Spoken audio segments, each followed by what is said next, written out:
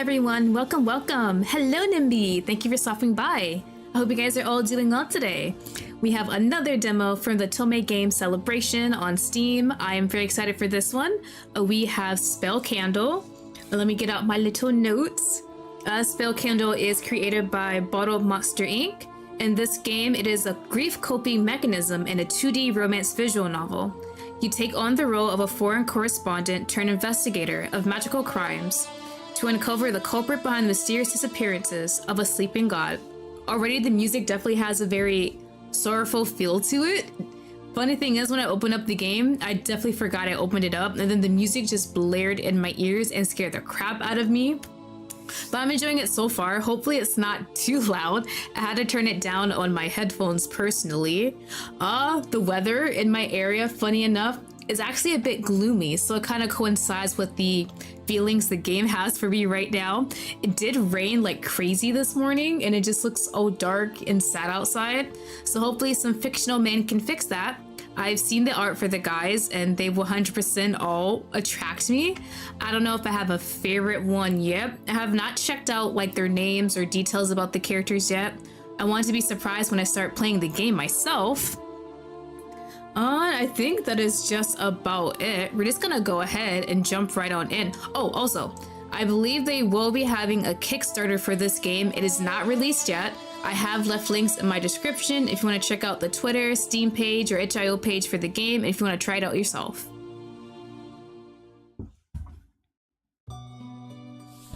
Ooh, okay, a lot of candles just out here. Would these represent graves, maybe? Kind of like a marker for like someone that's died? How far are you willing to go to contain war in a glass dome? How many parents would you be willing to sacrifice? How many brothers would you kill? Would you grow numb to the pain, become a zealous leader, willing to sacrifice anything for the greater good? It is Wednesday. Half of the week is gone, thankfully. We're almost there to the weekend. Turn a blind eye to the orphans on the streets. Ignore those disabled, begging for coin. Oh, okay. So someone walking here and, alright. Steal, bribe, and extort for a chance at peace. How many decisions would leave you lying awake at night, counting the souls you sent to the slaughter? Can living in a war for millennia truly be considered life? There are a lot of candles everywhere. I wonder what significant meaning they are. A loud whistle breaks the silence, bringing the carriage to a sudden stop. The tip of my quill shatters as it smashes into the paper before I can put down my next thought on the page. Identity control. The shout comes from outside, and I put my notepad down, scoffing at the ruined nib. This was the third one today, and I'm tempted to throw my hands up in frustration and scream. I was selected to be the RSCN delegation's reporters for this year's Dread Festival. It should be considered a great honor to be able to report on your country's political victories, no matter how small. But you can't expect a caged bird to sing happily. I reach into my leather satchel to find my identification documents before stepping out of my petite carriage. I feel... Ooh, okay, so we got some choices already. Pleased by the chance to stretch my legs. Annoyed that I have to go through this. Curious to finally get a peek at the outside. Enthusiastic that we likely almost reached our destination. Ooh, okay. Would I be annoyed for identification? Probably no, actually I would. Please, I can stretch my legs, curious if I can get a peek outside. Have we not been able to look outside this whole time in the carriage? Almost reached our destination? I think I'll probably be more so curious than annoyed. Just a few feet ahead, an elven woman is going through the papers of an older gentleman from our contingent. And what role do you fulfill within this delegation? Her voice is like the sharp pointed end of an ancient spear. I am the senator representing the region of the Beastlands. The elf sniffs the air around the delegate and frowns. Can she tell he's lying by sniffing? She's beautiful. Glimmering mercury eyes peek out from underneath short bangs, the color of milky quartz. Her skin, like deep iron ore, glitters gently in the rays of daylight. After a very thorough read of the man's identification documents, she hands them back to him without a word. I find myself nervous as the elf's long knife-like ears twitch, and her attention shifts to me. I'd never seen anything like it. Her cold gaze examines me from head to toe, before she reaches a hand out. All right, here are my documents, ma'am. Nothing suspicious, I hope. Identification documents. I hand them over, and she scans through them quickly. Ooh, okay, so we enter our name. Pronouns, she, her. And what role do you fulfill within this delegation? Ooh. Okay, so we kind of choose a bit. I was selected by the Empire to take an account of the Dread Festival for an article. I'm here to report on the mutual beneficial relationships between our nations. Okay, so we are visiting this area. Okay, that's why we're about to enter the country. She wants to make sure all of our identifications are right and we are who we say we are. Okay. I will be writing a positive piece about Quill and Gilar's leadership. I plan to record a general's involvement in foreign affairs for our newspapers. I'm probably one or two. Selected by the Empire to account the Dread Festival for an article. That could be seen as something maybe bad, like don't write something bad about us. But here, mutual beneficial relationship between our nations.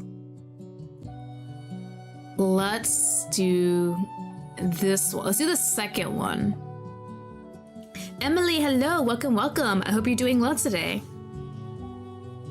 I'm here to report on the mutually beneficial relationship between our nations.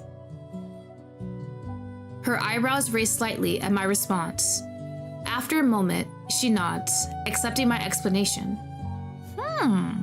Is it because I said mutually beneficial? Is it that part that kind of maybe caught her off by surprise? And your general, where could I find him? The question perplexes me. Though the delegation had been traveling for several weeks, I hadn't encountered the infamous Shadow Master once. Had I? Upon seeing my bewildered expression, the elf offers a small explanation. He was not in his carriage. Was he supposed to be in the carriage? Perhaps because he got bored of being confined in a turbulent box for days. A voice responds before I can open my mouth to formulate an apology. I step back from the carriage and seek out its source. Hello, the glorious music with this guy's appearance. Let me turn the sound down a bit. Okay, I think that's better. Especially for this scene. Hello, sir. Waited for Heart Fragment Book 3 to spare fragment Jasper and Natalie come out on Steam. Ooh, I have not finished that one at all. I think I streamed it like a year or two ago and just never finished it. Upon the wooden roof of my small carriage, relaxed one of the most beautiful gentlemen I had ever seen. Hey, buddy. With his eyes closed, his expression was so serene that I found myself wondering if I had misheard him speak. Shadow Master, may day and night preserve you. That's who it is. Oh, hey, buddy. So that's our general. He's looking pretty nice. He has like the kind of sneer on his face, like he's looking down on everyone. Also, the outfit. Hello? The man on the roof of my carriage opened his eyes and leveled the woman with a cold gaze. His eyes were the color of the flags of our empire. The color of blood and dangerous, forbidden things. Why he kinda? Yeah, why is he kinda? Is that his name, Latimore? I could hear the elven woman swallow from beside me so vividly that I wonder if the world around us had fallen quite on purpose. May I please see your documents, General? Honestly, me, if I was the elf lady, I would not ask for any documents from this guy. You just go on ahead. You look like you're in charge at this point. A frown crossed his features before he quietly sat up, slid his feet over to the edge of the carriage, and jumped down with the grace of a cat. Hey, buddy. Ooh, I can get a better look at his outfit. Okay. I'm liking the little fishnets around his tummy area, but of course he had to cover it up with some belts. He does not look bad. The red eyes, long black hair, and a ponytail is such a good combo too. He pushed a stack of documents that was so thick into the hands of the elf that it made me gape. It might take you a few days. Bro, he really just gave this lady some documents and yeah, have fun with that one. He smirked, and I wondered where on himself he kept a pocket large enough to hold all the paper. The elf blinked, scanned through the first few pages, then flipped through the next few with shaky hands, her face growing paler by the second. What's on the documents? It's just supposed to be identification stuff. I kinda wanna look at the papers. I'm a nosy person. He's not gonna hate me for that, right? Oh, that's actually hard. I wanna stare at him too. Look at the papers or keep watching him. Maybe if I get to know him better, he might tell me more about what's on the papers. I want to stare at him. We're going to stare at this man. I'm not going to be nosy for once. The political leader of our delegation crosses his arms behind his back, his expression neutral as he scans the surrounding environment. I feel my breath hitch as his gaze passes over me for a split second. The elf suddenly thrusts the pages back at the general and gives him a shaky nod and a thank you before wobbling off to the next carriage. I'm really curious what was on those papers though. Was that necessary? The man's notorious crimson gaze turns to me. She asked for my papers. He shrugged. Bro doesn't even care. He probably gave her nightmares. It wasn't my fault that she wasn't ready for what was on them. What would be on the papers? It's just supposed to be identification things. Unless this man added a bunch more. They said he was a general, so what if he just put like a bunch of papers of all the atrocity things he did on the battlefield and just made this lady read it and traumatize her? He seems like the type to do that. Somehow, this behavior does little to surprise me. Fall silent, you could have warned her. He didn't warn her, just said it would take a while to read through all of it. Let's do this one. And why would I do that? To be nice? His eyebrows rose in challenge, and I find myself searching for a response to give him. Because you're the Shadow Master. You think the ever-powerful elven aspects don't know which general is being sent into their city as a peace tribute every year? I blink at his response. Bro, I'm just trying to help. I'm just here to document things. That's fair. And a comfortable silence falls over us, and I notice the way his gaze wanders down below my waist, scrutinizing. Why are you staring below the waist? Sir, what is this? A frown crosses his lips. What is wrong, sir? What is your deal? I follow his eyes and... Oh, okay, we're good. Fuck. The inkwell I had left on the seat beside me must have spilled when the carriage came to a sudden halt. It's just ink on us. I'm like, bro, what are you staring at? He is staring pointedly at a large black stain on the side of my pants. That one's not my fault, so... I hope we're not planning on wearing that to the welcome dinner. Bro kinda sassy though. I hype Obey Me and announced it for a new app soon. Oh yeah, I saw they did that. I've honestly never really been into Obey Me. I think I played for like a week and then I just stopped. But I see a lot of people are hyped for it, so that's good for them. I want to be kind of sassy back to him, honestly, but is he gonna put a blade to my throat if I say this? Let's be sassy with it. Never mind, I guess sassy didn't work out in this situation. I highly suggest not embarrassing yourself or the Empire by doing so. I guess it wasn't a sassy response. Can I go back?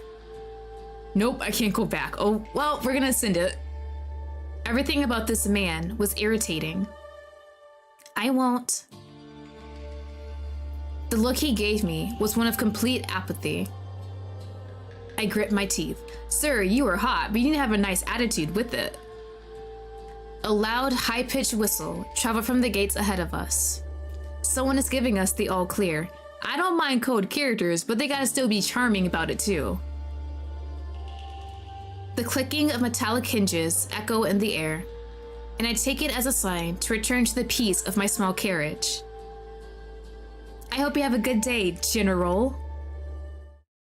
There wasn't a single sincere word in that sentence. Better not be. He raised a set of eyebrows as I stepped into my carriage. Bro, can we slam the carriage door in front of his face? Or maybe just flip him off a little, then close the door? Making sure to avoid the spilled ink, I turned around and shut the door in his face. Thank you, something. A childish reaction, but his expression was well worth it.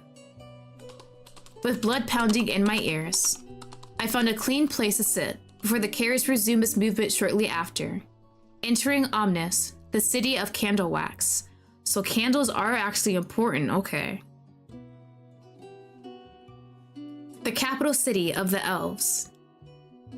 I found myself eagerly peeking out through the window, making a continuous effort to forget the fact that I may have just angered one of the most dangerous men on the eastern continent. My eyes wandered between the many tall buildings made of marble, adorned with golden embellishments, before lingering on the rectangular houses with roofs assembled from slabs of multicolored quartz. They're illuminated by the withdrawing river of light, the path of the goddess of day. All structures bask in the warm rays, coloring in various shades of brilliant oranges and golds. It is a breathtaking view. We pass under a long archway of stone, upon which I can hear the bubbling of running water. Dozens of half-burnt candles of sundry colors and sizes sit atop each visible surface. I find myself itching to see what these streets look like at night. My thoughts quickly bring me back to the journal in my lap. Quickly, I fetch a new quill from my bag and note down my initial impressions. After several days of traveling, our delegation has finally arrived at Omnis, the legendary elven capital. The gates were guarded strictly, and our official documents and identities were checked for validity. And this year, the Great Empire's leading envoy for the Peace of Celebrations is the Shadow Master. He sports a unique brand of charm. I still gotta play nice, right? If I'm making an article to share with the Empire, I don't think I can badmouth the Shadow Master. Damn. Sports a unique brand of charm. He's a very considerate leader. I'll go with the charm. It's charming in its own way, I guess. He sports a unique brand of charm that inspires the awe of everyone around him. Like a hurricane or some other horrible natural disaster. He has a way with words. I am blessed to be able to experience the elves' exhalation when around him. At least, I'm not the only one terrified of this monster. We meander through the roads for another 20 minutes before the carriage comes to a final stop in front of the only building that looks terribly out of place. The tall, rectangular pagoda that serves as the Ares Empire's embassy at Omnis. As I disembark, I spot the general already disappearing past the red curtains. He doesn't spare me a glance. Okay, I think that's good at this situation. We got off on the wrong foot. Oppressive prick. I'm giving a small but pleasantly furnished room in the embassy and quickly ditched my pack in there before heading out into the city. I need to find a tailor somehow. Right, our pants. We have other clothes, right? I asked around. I followed the trail of the most expensive looking buildings. I tag after the most lavishly dressed elves on the main street. I take a map from the city embassy. Okay, either ask around or get the map. I feel like I go the map route. I'll be kind of too scared to interact with people, at least until I get to know the area. So hopefully a map would tell you about certain places, right? Like restaurants, maybe shops, stuff like that. A hospital, doctor, what have you. So let's go the map route. The map itself isn't as detailed as I'd like, but I can make out the names of the districts of Omnis, as well as a couple of points of interest. Ooh, we actually get to look a bit above the background. I didn't get to do that earlier.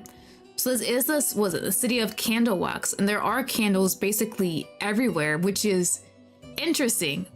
I'm thinking fire hazard, but it's probably not something bad here.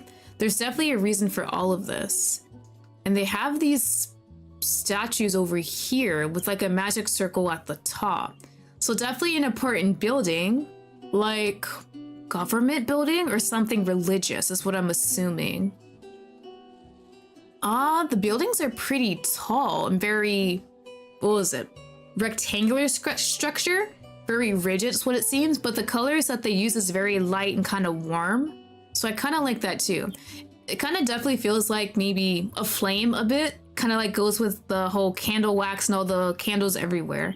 So it does feel a bit warm at least. I decided to take a look around the enclave of the gods, the area of the earth elves first, since I read so much about how lavishly they lived. It takes me about 15 minutes of walking and skulking about weird alleyways before I spot a cylindrical structure of rose marble. 2 golden curtains, embroidered with large designs of a spool with a pink string hung from around its wide open double doors. Dark letters spell out the words, "The Hour of the Golden Ones," right above the entrance of the building. Ooh, looking nice. A lot of fabrics in everywhere. Huh. The gentle strum of a mandolin came from inside, heart-wrenching, intense, soulful, and yet somehow welcoming. I step inside, yet find myself incapable of spotting a single worker. At least, not until 3 shadows of varying sizes shift from behind a caravan of curtains. They speak in some language I do not recognize. I'd definitely be the shy one and kind of sit there and wait until they're done. But there's no harm in calling out like, hey, could you guys help me, right? Excuse me, I'm looking to buy.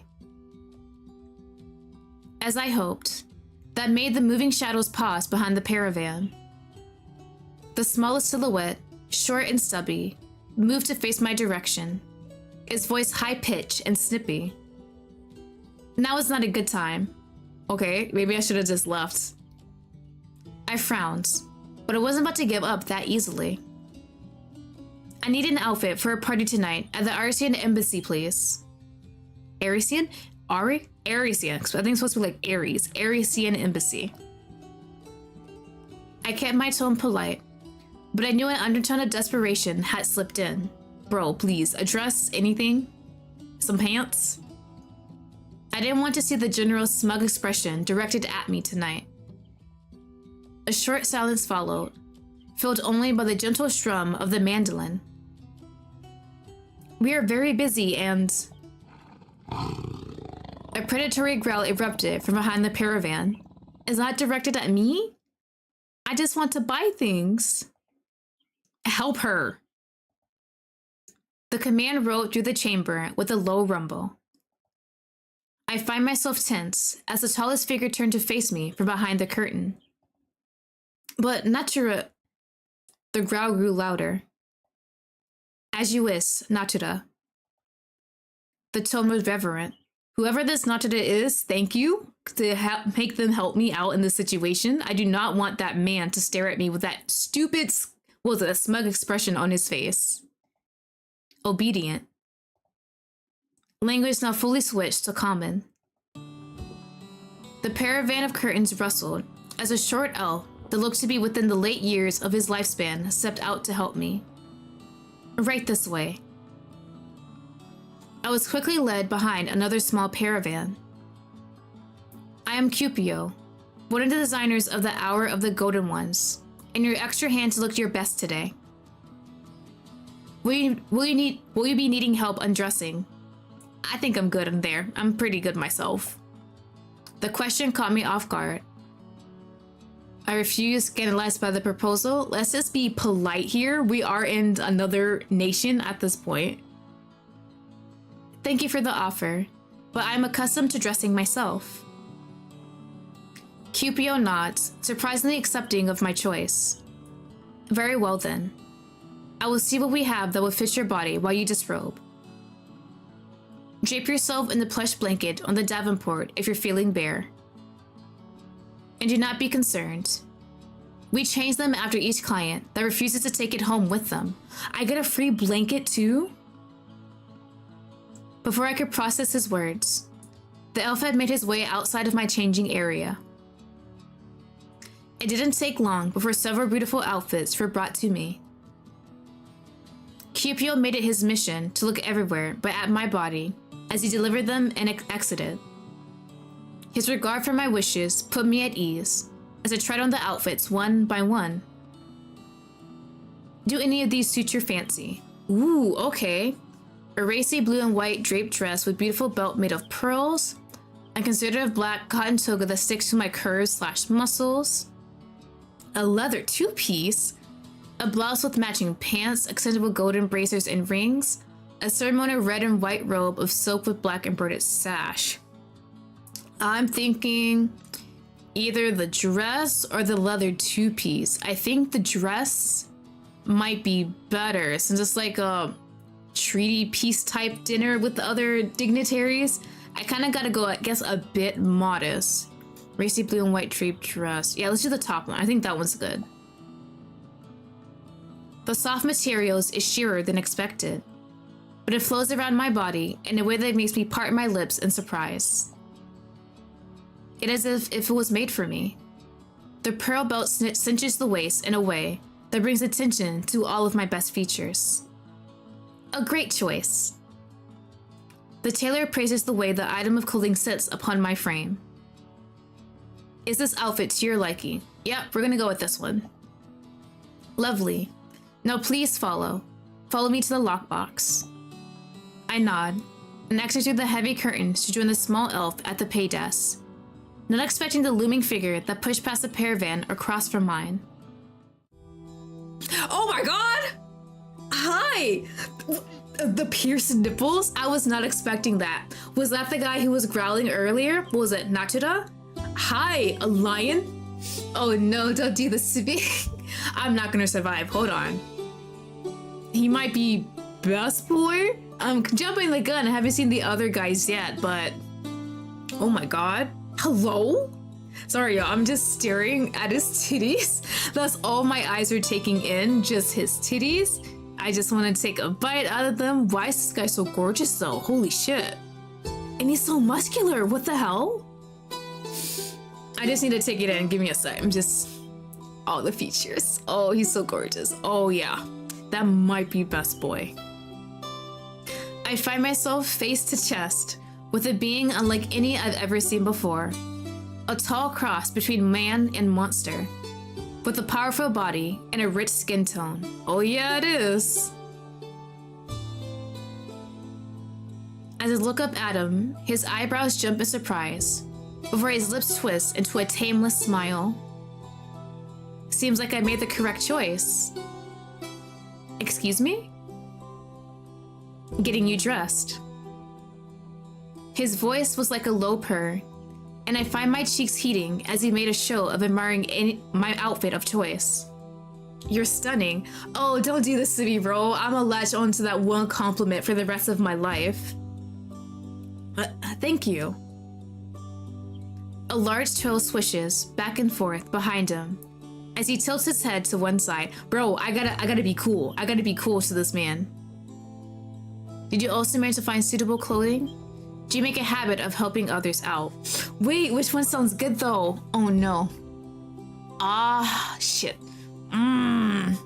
Hold on, can I save? Save game, we're saving. I want to make a good impression with this guy so bad. Do you also manage to find suitable clothing? Am I saying that because he's just half naked? Do you make a habit out of helping others? It's a good habit though. Is this said with like curiosity or something, like with kind of like a sneer? Like, do you really actually help out other people? Something like that, something snobby. The first one? I want to do right by this man. What I'm already wearing will suffice. My eyes wander over his Herculean body. Everything on this man, from his robust torso down to his powerful lion-like legs, seemed as if it should have been carved out of stone by a sculptor. I've never seen anyone casually show this much skin outside of a bedroom in my life. Are you sure? I have faith. Bro, you don't need anything else. Let the titties free. Did his eyes gleam, or did I imagine it? Now then, let's go sort your bill out. Oh yeah, I gotta pay. Giving me little chance to respond, the creature moved to stand in front of the tailor. Oh, I can pay for myself, thank you, but that is unnecessary. This seems more polite. I want to be nice and polite. I don't want to step on people's toes, but I feel like being polite might not get me good scenarios. I hurriedly stepped even closer to Cupio. He looked between me and the tall man, now behind me, uncertainly. Do you always fight back this hard when somebody tries helping you out? I know I'd given him a weird look when his smile widens, showing off a pair of sharp top canines. No, it just feels weird when someone pays things for me. An amused hum leaves his lips, and I find myself wondering, what is it he gleaned from this curt line of questioning? This isn't a battle you need to fight. Your purchase is on me. Consider it a gift from the Terra of the Elves. I freeze in place as the tall creature crosses his arms in front of his chest, refusing to take no for an answer. His lion-like tail swishes back and forth, as if taunting me to attempt to refuse his kindness. This man was the Terra. Oh, he's a demigod! Wonderful! The demigod leader of the city of Fidus and the chosen of the earth element. Bro, okay, he's kinda high up. Very high up, actually. And he just paid for a ridiculously overpriced item of clothing. For me. That's gonna go to my head completely. Alright. The intensity of his gaze lessened before he nodded toward the clothing on my body. Pretty things suit pretty people. Consider it a party favor. You are a guest of the Dread Festival, right? I nod, and he gives me a brilliant grin. Then please make yourself at home in our city. The words, "A million people will kill for this chance," echo in my mind, and I find myself smiling back at the demigod. Thank you. It is my duty, and incidentally, my pleasure. Oh, is it now? I find my cheeks heating up a bit at his tone. I should be on my way.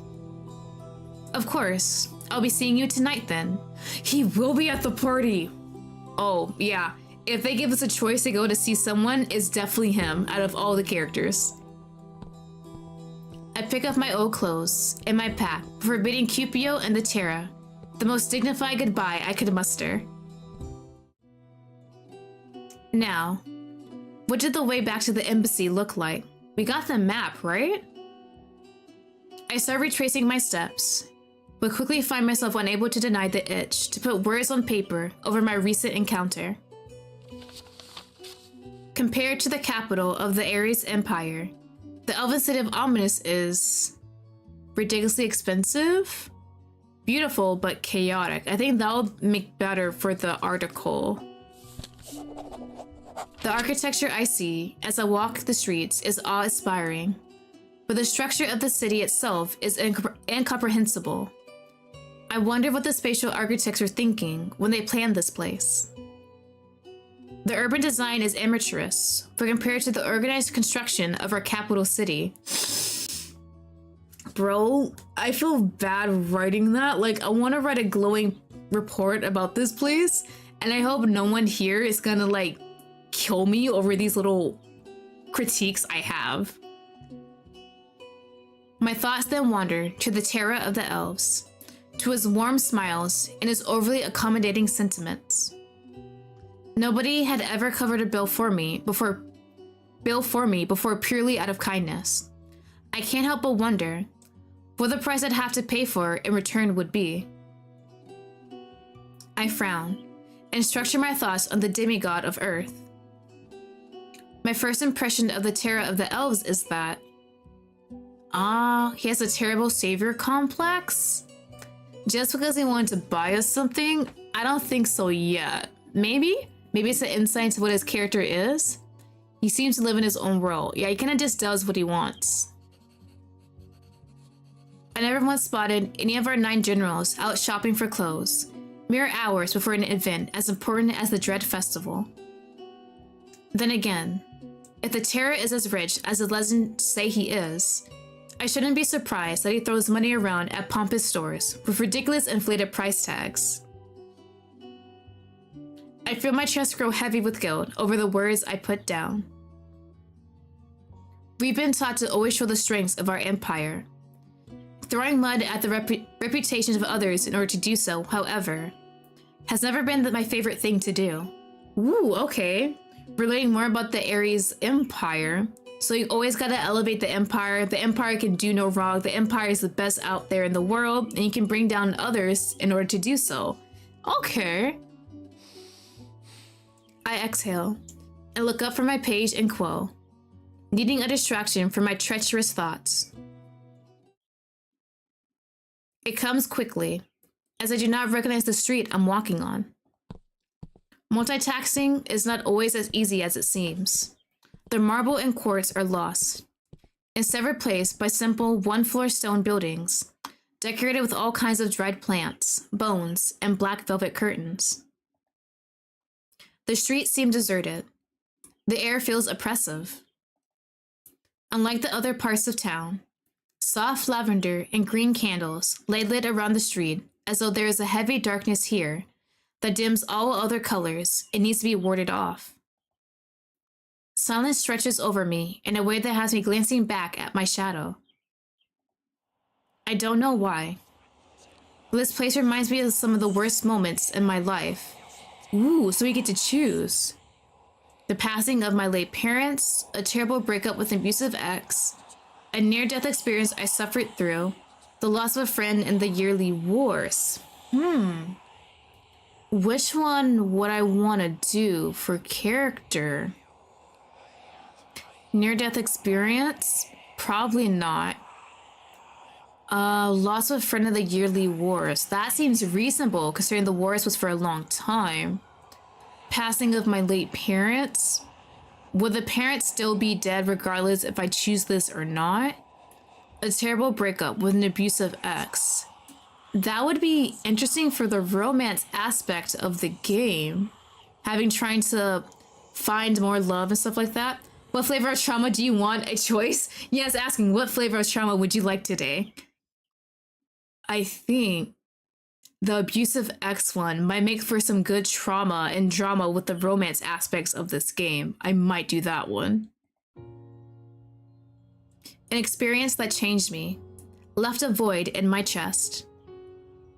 It is difficult to express what the loss of self feels like, after you're broken down so thoroughly by someone you considered a partner.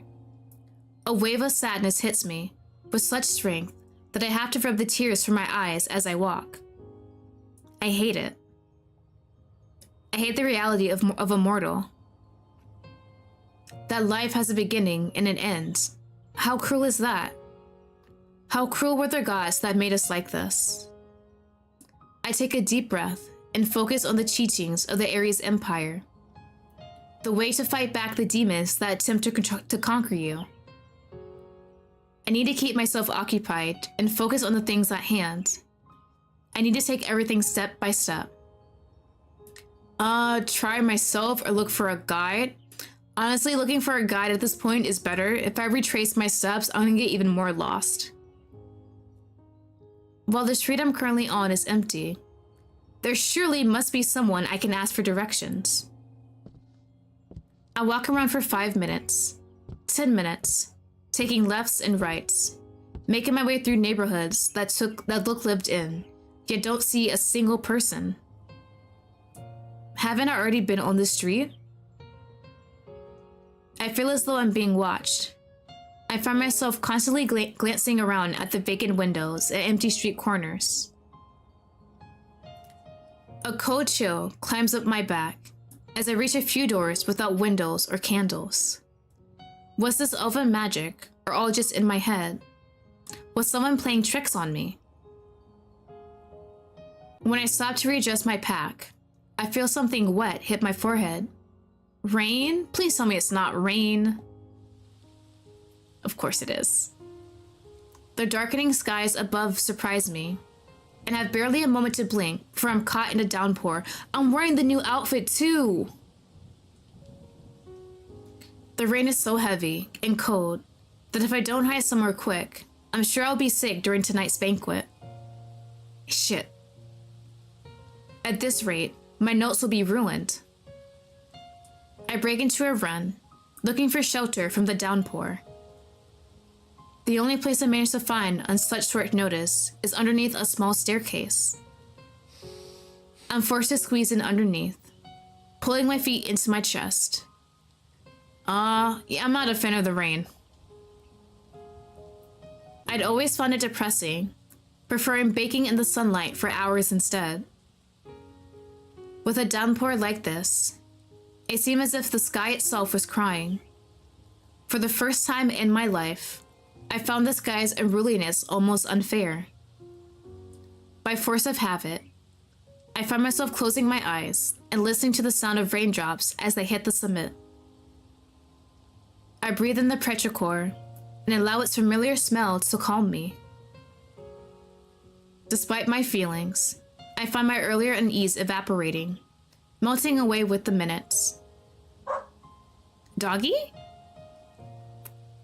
I open my eyes to the sound of a bark and find a small puppy, tilting its head at me. When I blinked again, however, I find that I must have imagined it. Hi, hello, who are you? The double eyes, hold on. What stands before me instead is a tall man dressed from head to toe in black.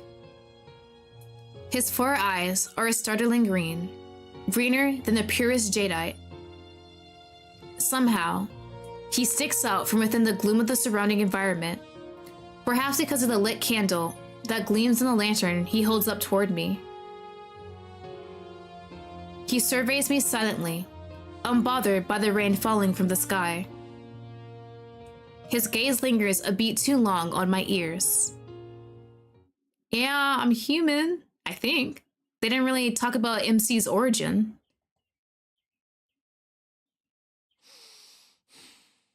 Hey, buddy.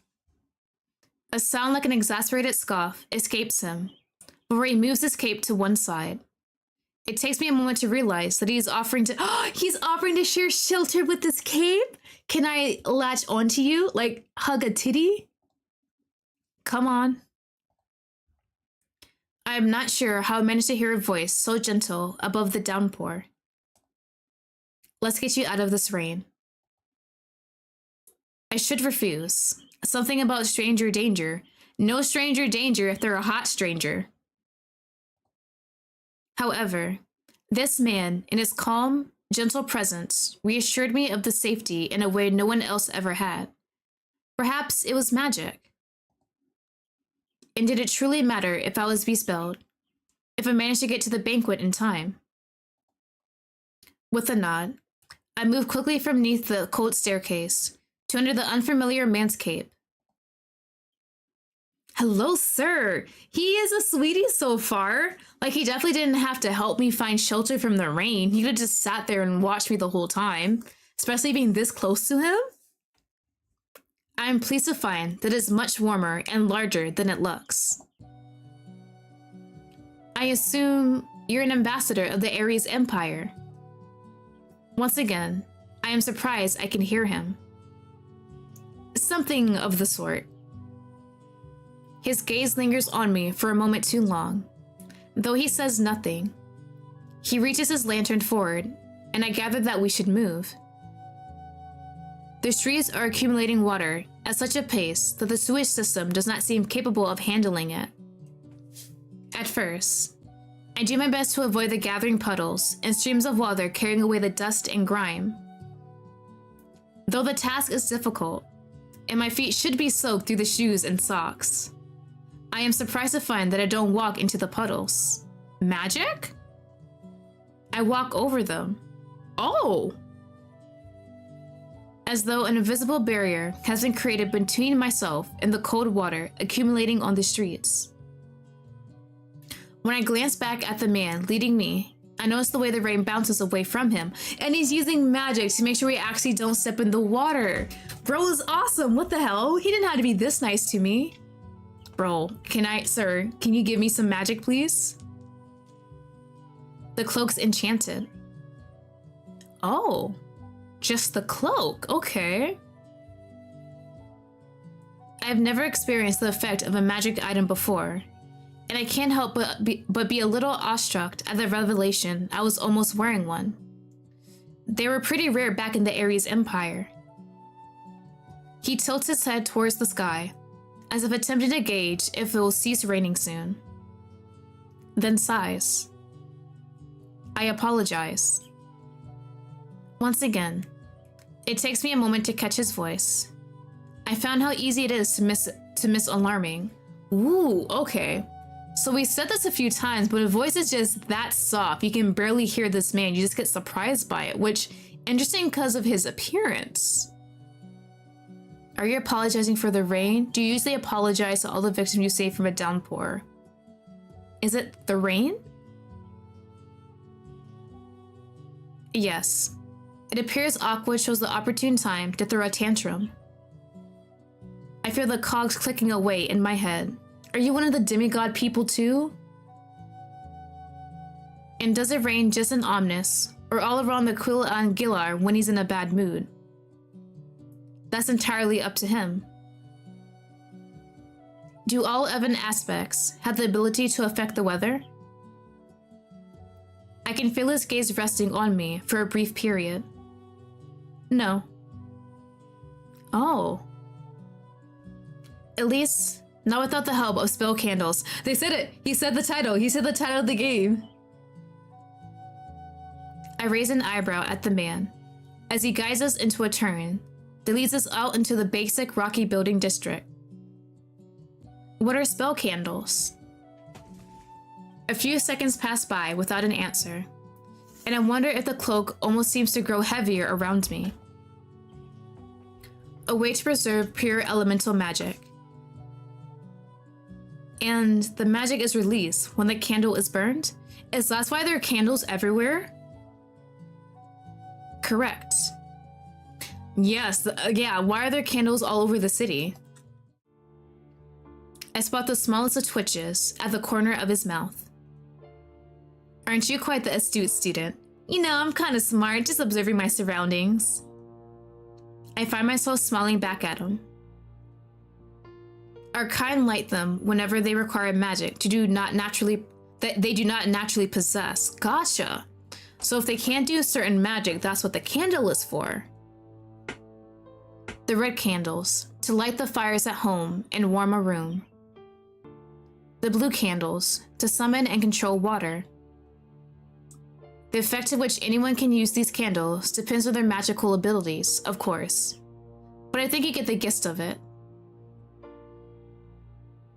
The curve of his lips softened his features, and for a split second, I found myself staring longer than is appropriate. How do the aspects impose control upon the candles then? Can I also use magic? I feel like I probably might get answer to that later. The aspects are like the demigods, like they're really important to the area. We met Terra already. And I guess the Aqua guy is the one who's making it all rain. We haven't met any of the others. I don't know how many there are either. I'm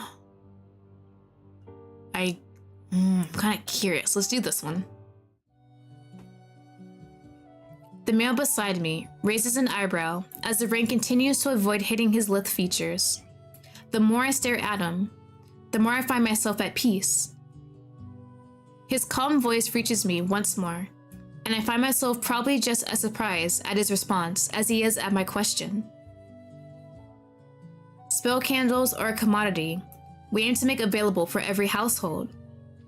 If we applied any serious control to them, then that would be like rationing the air your people breathe. Ooh, okay. So they want everyone to be able to use spell candles. That's nice to know. I'm not sure I understand the comparison. Here we are. Oh, he brought me back to the embassy. The male stopped suddenly and turned toward me, his tall frame towering over me as he lifted his lantern toward the entrance to the Arcean Empire embassy. Loud percussion, the whistle of a flute, and a mandolin rang through the air, showing off that the festivities had begun. Am I not ready yet? I just got rained on a bit. And I was late! Bro, if that damn Shadow Master man says something about this, I'm gonna be so pissed off. He's so smug.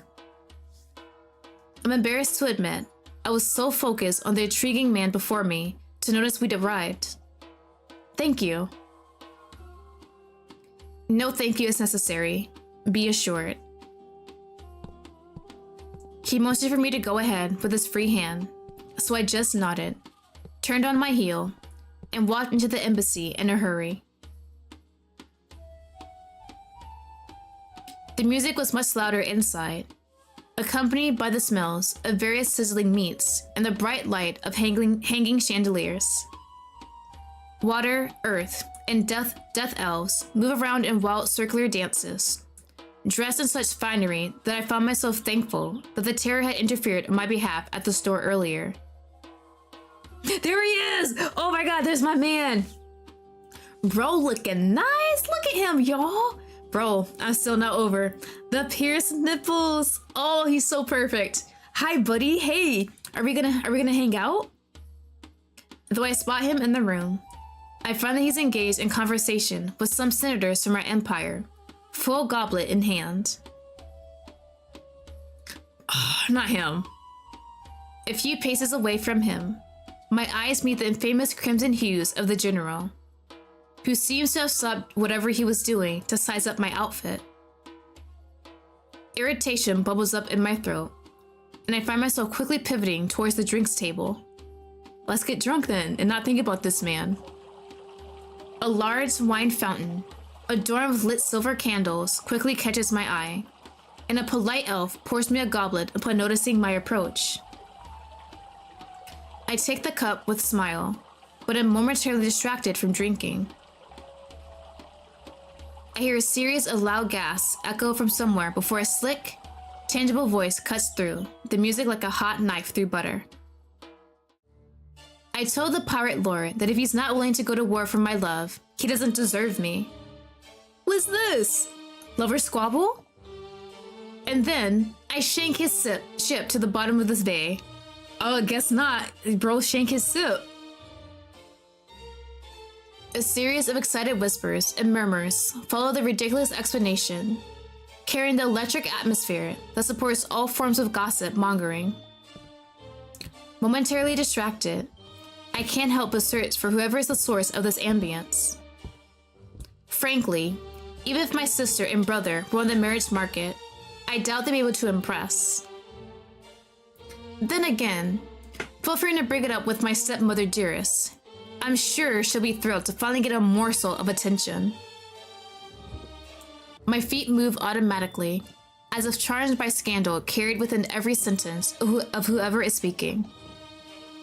I find I am led into a section of the embassy floor, transformed into a lounge by large chairs, silk curtains, and burning incense.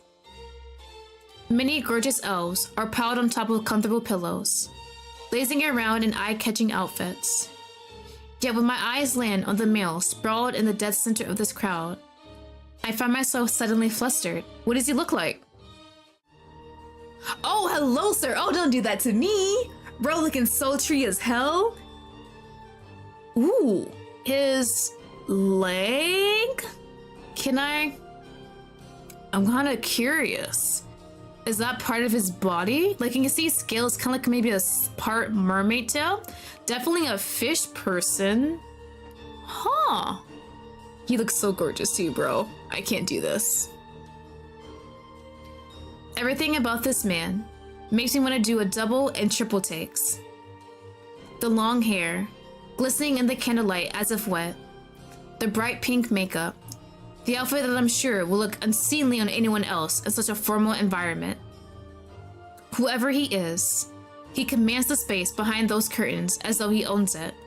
And he might as well, considering the way the hungry gazes of his entourage follows each breath he takes. No, sweetheart, no matter how much money your father offers her family as a dowry, trust me, she won't marry you. He sounds so utterly bored with the topic that I almost believe that he isn't reveling in the attention he's receiving. His large smile says otherwise. Everyone knows that marrying for love is far superior to marrying for money. Okay, I like that. His gaze landed on me, and his smile widened. Oh, don't look at me. Don't look at me. Wouldn't you agree? Sure. The pull of attention was dropped upon me so suddenly that I found myself desperate to get rid of it. Ooh. Marriage for money is better. Marriage for love is better. I don't believe in marriage. I rather not give opinions on other people's relationships. Can't people have both? I'm really tempted to see what the I don't believe in marriage does. Hold on. We're saving. We'll save in this slot. E. I don't believe in marriage. I want to do that one. Or for love is better. We're still kind of going over, trying to get, what was it? Trying to get rid of the whole feelings about the ex, right? I think that could work out for the backstory. Let's do this. I want to see his expression. What do you think about that? I watched silence swell over the every elf around us, and I realized I probably said something incredibly tactless. Is that so? Though the smile of the man before me remains on his lips, his tone becomes sickeningly sweet. And do you also not believe in showing up on time at official events? Or doing— Damn, wait a minute, sir! Wait, you didn't have to attack me like that. It's not my fault I got lost. Or doing your job as a member of your delegation. Damn, can I go back? I don't like that he said that to me. What the hell? I was just late. It's not my fault. I don't know the area. I am too stunned to respond as he continues. I admit that I always found Daphne's kind of adorable, but yours may be too excessive, even for me. Okay, sir, I don't need you anyway. What the hell? I feel so offended. What a dick. The chuckles and snorts from the surrounding entourage of elves made me want to find a hole in the ground to hide in. Such a shame. Oh, I didn't even realize I had two different eye colors. His heterochromatic eyes slide over my form. The retort I plan never leaves my lips. When the man stops being hot, right? He was hot until he insulted me. It's not my fault I'm late. You're just my type. Too bad, buddy. You're not my type now. I don't need you. I have like 2 other guys. Excuse me? His bold proclamation wipes the remark clean from memory, and I can only stare at him, completely dumbfounded. No, do not do the gesture I think he's gonna do. My cheeks flush as he spreads 2 fingers in front of his lips. Oh my god. Feel free to stop by my room later. No, thank you. No. You don't just insult me and then say, hey, we can have sex later if you want. I highly doubt that would be appropriate. Aqua of the Elves. Is that who this is? Is that the guy who made it rain? Oh my god. Of course, I should have known he was someone important. My embarrassment is quickly swept under the rug. The attention of the room, instead, drawn to the general, who moved in front of me. His demeanor remains as cold as always. Of course, that's who that is. Of course, he's really important. Isn't that wonderful? Oh my god. No wonder all these people are surrounding him too. He's basically a demigod. Ah, the Shadow Master. The beautiful man before me finally moves to stand in front of us. I'd had an inkling that the man before me had to be influential, but had I just been propositioned by the aspect of water? My brain blanched as I pondered how to put that down in my journal. We met the aspect of water and he was charming. That's all we can put down. We can't put down the whole sexual invite thing though. I've heard a lot about you. The Aqua did a quick circle around the general, eyeing him with unabashed curiosity. The man without a heart, was it? Care to dispel that rumor? Ignoring the bold flirtation of the demigod before him, the general's crimson eyes glanced in my direction briefly. Hey, please, thank you. Oh, Mew, hello, welcome, welcome. I love you too. Thank you for stopping by. There's a lot of pretty men, and I don't know who I want to go for. Him though, this man's kind of rude. I don't think I want him at this point. He's also rude, but looks like he's defending me, so I still like him just a little bit. I asked you to refrain from distracting our Balefire Mandate political journalist from doing her job. Right, we're a journalist, aren't we? I forgot we had to take all these notes. I find myself stiffening upon hearing the mention of the Ares Empire's grand capital. Aqua's attention slid over to me again, lingering on the authorized notebook I was given to put my notes down. I make no promises. Bro, I feel like he's the type to visit my bedroom at night without my permission at all. It's a festival, General. Relax. He waved an amphibious hand dismissively. In fact, is he gonna say something out of pocket? He raised his voice in a way that carries his words around the room. I propose a toast. Okay, there's nothing bad yet. Another goblet of wine is pushed into my hand by a servant so quickly that I suspect the Aqua of the Elves has a habit of making toast. Though the room is buzzing with excitement, it is quiet enough to hear a pin drop. Beside me, I notice the general giving Aqua a withering glare. To the Ares Empire, who have stood behind us thousands of winters. He raised his silver goblet into the air. May our festival once again nourish the millennium-old alliance between our 2 nations, so that we may stand together against the coming horrors anew in 8 months. Thanks, man. That really helped out, didn't it? Prost. Jesus. White hair do give bisexual? I definitely get what you mean. The way he's dressed, the way he carries himself, definitely likes both genders. I blink as the world is echoed around the room, and everyone erupts in cheers before drinking from their cups. Imitate drink? I think I need a few drinks in me, honestly, to get through the night. I take a sip of the wine, and I'm thrown off by the dry, slightly salty taste it carries. Why is it salty? I I have issues with this. I'm not trusting with that. After so many yandere stuff I read, what is making it salty? Better be salt. I glanced around the room to see if anyone shared my reaction, but it seems I'm alone in my confusion. I don't trust this wine now. The festivities around me have resumed in full force, with the swell of a flute leading most elves that were gathered around Aqua into an unfamiliar folk dance. They bounced around the room in couples, laughing, and dragging the occasional senator into their steps. Seawater and spout, that's what I'm thinking. The good part of me is like, it's just seawater, something like that. And the other part of me was like, drugs? Possible sperm? From all the yandere stuff I read about characters spiking their beloved items, my mind goes to these dark thoughts sometime. It's wild and lively, antithetical to the structured festivals we hold back at Balefire. It's an acquired taste. Someone new? The wine, I mean. Surf grape. They call it Amor.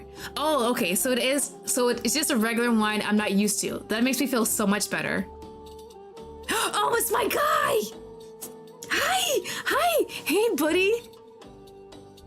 A familiar voice comes from behind, and as I turn, I come face to face with the giant frame of the Elves Terra. Hi, sir. Oh, look at you. Long time no see, princess. Oh, do not call me that. I am weak. I am weak, sir.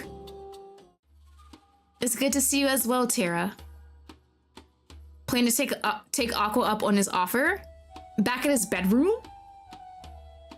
It takes me a second to clue into what he's asking. It seems word travels faster than wine at the Elven capital. I will be doing my job. I thought so. A part of me wanted to ask him what he meant, considering the smile, but I find my attention occupied by Aqua. Lottie, I'm melting. This man's hitting different. My god, he is. Hold on. Let me save real quick. Like, there is a CG. Hold on. I'm gonna go back real quick. There is a CG. Can I see the CG? I have to show you. Bro, that's the first thing we see when we meet this guy. He's so tall. Our face, like, meets at his titties. Like, and the first thing I noticed, bro got the pierced nipples. Like, hello? This man had me melting. I just could not handle it. Bro's so good. Look at his waist and just look how bountiful and full of milk they are. Bro's just so good. Like, I just could not handle it. Okay, let me load game. Let's actually go back. I just had to stop and just talk about him for a second. He led a complex folk dance with easy confidence. His long hair swaying behind him, a mesmerizing head of the revelry. Our stoic general followed through the motions beside him, as though he'd done this many times before. He looks like he'd be having more fun cleaning bird shits. Yeah, bro doesn't look fun, like he's having fun, but he's just doing what he has to do. I stifle a laugh behind a hand and glance up at the shrugging demigod. Am I wrong, though? I agree with him. I can't help the smile that cracks my well-structured mask of professionalism. I don't have to do anything more to earn myself a pleased expression from the elven demigod. His gaze shifts behind me, and I follow it to a lone figure leaning against the wall beside the embassy's entrance. It's the other guy who helped us! Hi, buddy! My guide from earlier, with his head down. I'm startled to see a pair of long lupine ears shifting on top of his head. We did not see that earlier because he had the hood. Ooh. Mors Mortis, the aspect of death. The last demigod of the waking elves. He's watching the dance unfolding around the embassy floor, but seems to be restraining himself from joining it. Terry nudges me with his elbow. You can invite him to a dance, you know? He reminds me of your cat a little. Oh, you mean Price, my little My black void, he's actually sleeping beside me right now. Bro is knocked out. I'm startled by the suggestion. You know the steps, don't you? I know, was it the cha-cha slide, the Macarena, Cupid shuffle? Those are the only, like, dance moves I know. What was it? I can do the Superman, maybe the stanky leg. I'm trying to think, what else is there? What was it? Two-step? I can do the two-step. Like the regular dances that you know around from years ago. I nod slowly. I wouldn't be allowed on this job if I didn't. The sprinkler, right? I can do the sprinkler. It'll look kind of awkward, but I can do that. Well, what are you waiting for? I blink at Tara's words, suddenly feeling encouraged to try something new. This could be a great feature to put in the journalistic piece after I get home. Ooh, hold on, let me save here. Save. I'm really curious about Morris. Okay, Morris, yeah, him? Let's do him. My eyes shift back to the demigod of death, who stands near the front entrance of the embassy's hall, cup of wine in hand. He strays from the rest, enjoying his bubble of serene solitude, as he instead observes the descending chaos, content to be exempt from it. Emboldened by the terror's words, I politely excuse myself from my time with the leader of the elven faith and move to join Morris Mortis in his recluse corner. His gaze shifts me briefly, noting my approach, before returning to the wild dances happening around us. Would you care to dance, sir? I don't think I'll be a good partner, but it'll be fun at least. Shouting, hopping, twirling, jumping, kissing, touching, drinking. Damn, what kind of party is this? The Aqua has grabbed our general, leading him through the complicated steps of a local dance that he's keeping up with perfectly. The visible vexation on his face, however, makes me consider the existence of karma. I can't help but smile as I reach the demigod of death and lean on the wall beside him. You're not joining them? His eyes flit to me, and then back to the craze up ahead. Dancing is not something I ever had much of a talent for. We have that in common. And yet, you enjoy watching it. It is a verification of being alive, beautiful in its simplicity, and simultaneously its complexity. I tilt my head and turn my attention fully to the scene before me as it unfolds. The Mors Mortis of the Elves was the oldest of the elven aspects, a frightening monster with sharp teeth and claws, capable of plucking a person's soul right from their chest. He was perhaps the most feared ally we had, a folktale the parents told their kids when they didn't want to go to bed. The sleepless woven demigod who ate the naughty children when they wandered into dark forests at night. These men and women, politicians are like the stars.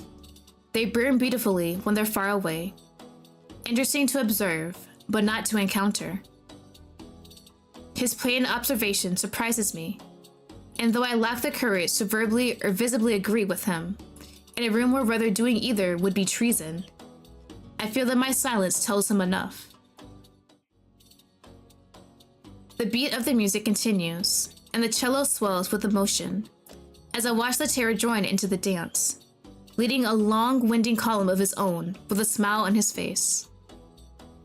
He is like the sun, a stark contrast to the school displeasure of our general and the mischievous expression of the Aqua. What about you? Why aren't you joining them? Ooh, I wanted to thank you for earlier. I want to dance with you. Would you... Let me save here, actually. I don't trust myself.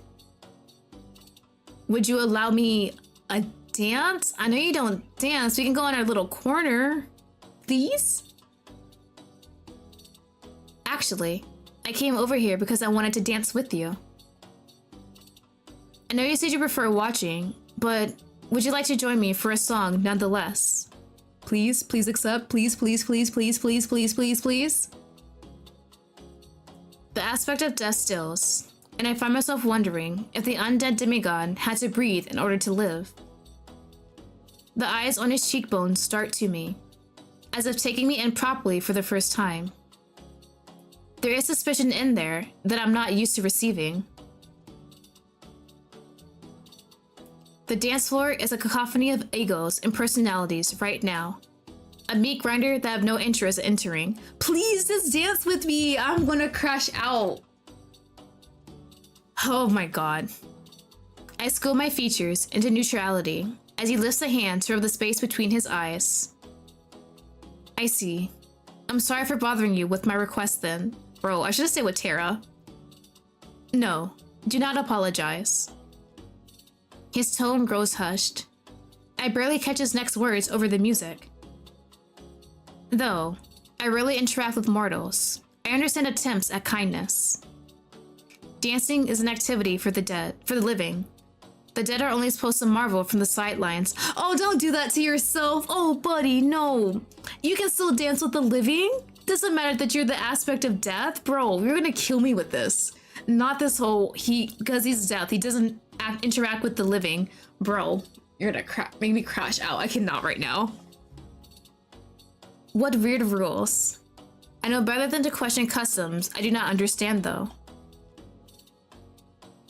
A sudden surge of the beat turned my eyes to the center of the embassy's main hall, where the aspects of earth and water had clashed, both vying for the center of the dance floor. Dance battle? The general, whose fingers were still intertwined with Aqua's, regarded the aspect of water as though he was seconds from killing him. Bro, someone save him. The stomping of feet, clinking of cups, roaming of hands. The smell of expensive perfumes smelled with the sizzling meats, cooked traditionally as kebab. At the same time, it reminded me of home, while also letting me experience something entirely different. It made me want to close my eyes, lean into the beat like everyone else. As the chaos of the festivities raged around me, and I turned once again to face more Mortis. I'm sorry, what just happened? A question on my lips. I watched as his eyes widened, and he pulled me to his side without warning as a stray glass of wine smashed into the wall where I just stood. Was that aimed at me? Its owner, an earthen elf with sandy skin tone, laughed drunkenly, perhaps after doing a few twirls too many in the current dance. Her eyes, the color of bright amethyst, turned to me, and what I assumed was going to be an apology turned into wide eyes, quivering lips, and a deep bow. She said something in Elvish, then turned on her heels and ran out of the embassy's open doors into the night, leaving me dumbfounded. Is it because Morris is right next to me?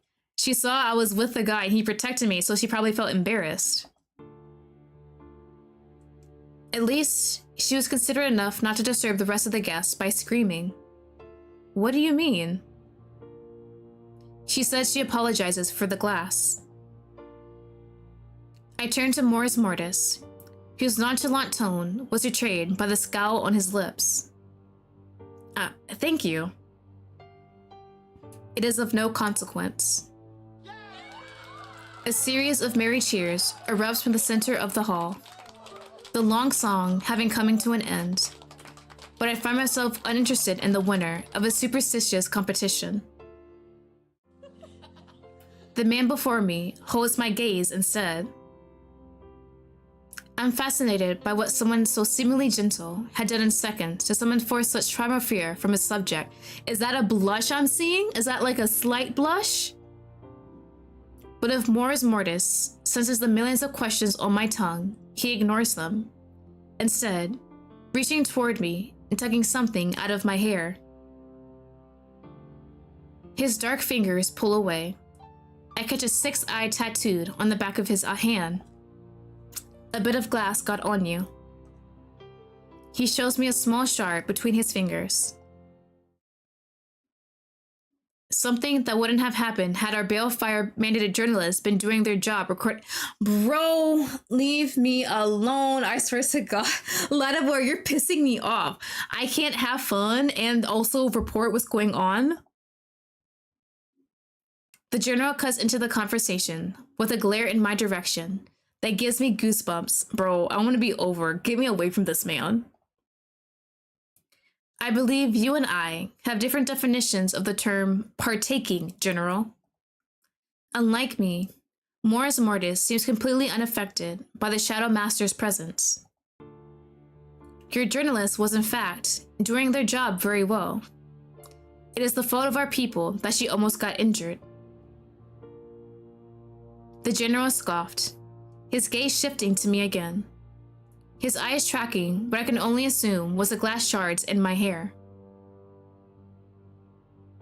Any journalist serious about their job would already be resting. Bro, fuck off, I swear to God. The aspect of Dust's gaze shifts to me, as if to gauge something, for he places a hand on his toned chest. His head dipped into a curt bow, a soft smile on his lips. Then may your rest be tranquil, and your spirit feel serene under Na's watchful gaze, Lottie. He's my favorite right now. Thank you, Natura. As he rises, I offer both men a small bright smile. If you'll excuse me. The general gives me a curt, dismissive nod. Morris Mortis, on the other hand, seems to be looking past me. I take it as permission to leave. It is halfway out of the room that I realize I never actually had the chance to tell the aspect of death my name. Bro, out of the damn party? Bro, yeah, Morris Mortis is like best man so far. I'm really enjoying his character. He's actually a nice and sweet person. He's not rude. He's kind of like an outlier. Like he doesn't want to really interact with the living because he's like the aspect of death and he wants to keep those things separated. But he was nice to us. He's helped us out of the rain, showed us back where we need to go. He kept us company while we're just off to the side. He was polite even though we wanted to dance with him. He's best boy right now. I don't know how these other guys are gonna fare, to tell you the truth, but we'll see. I quickly reached my room.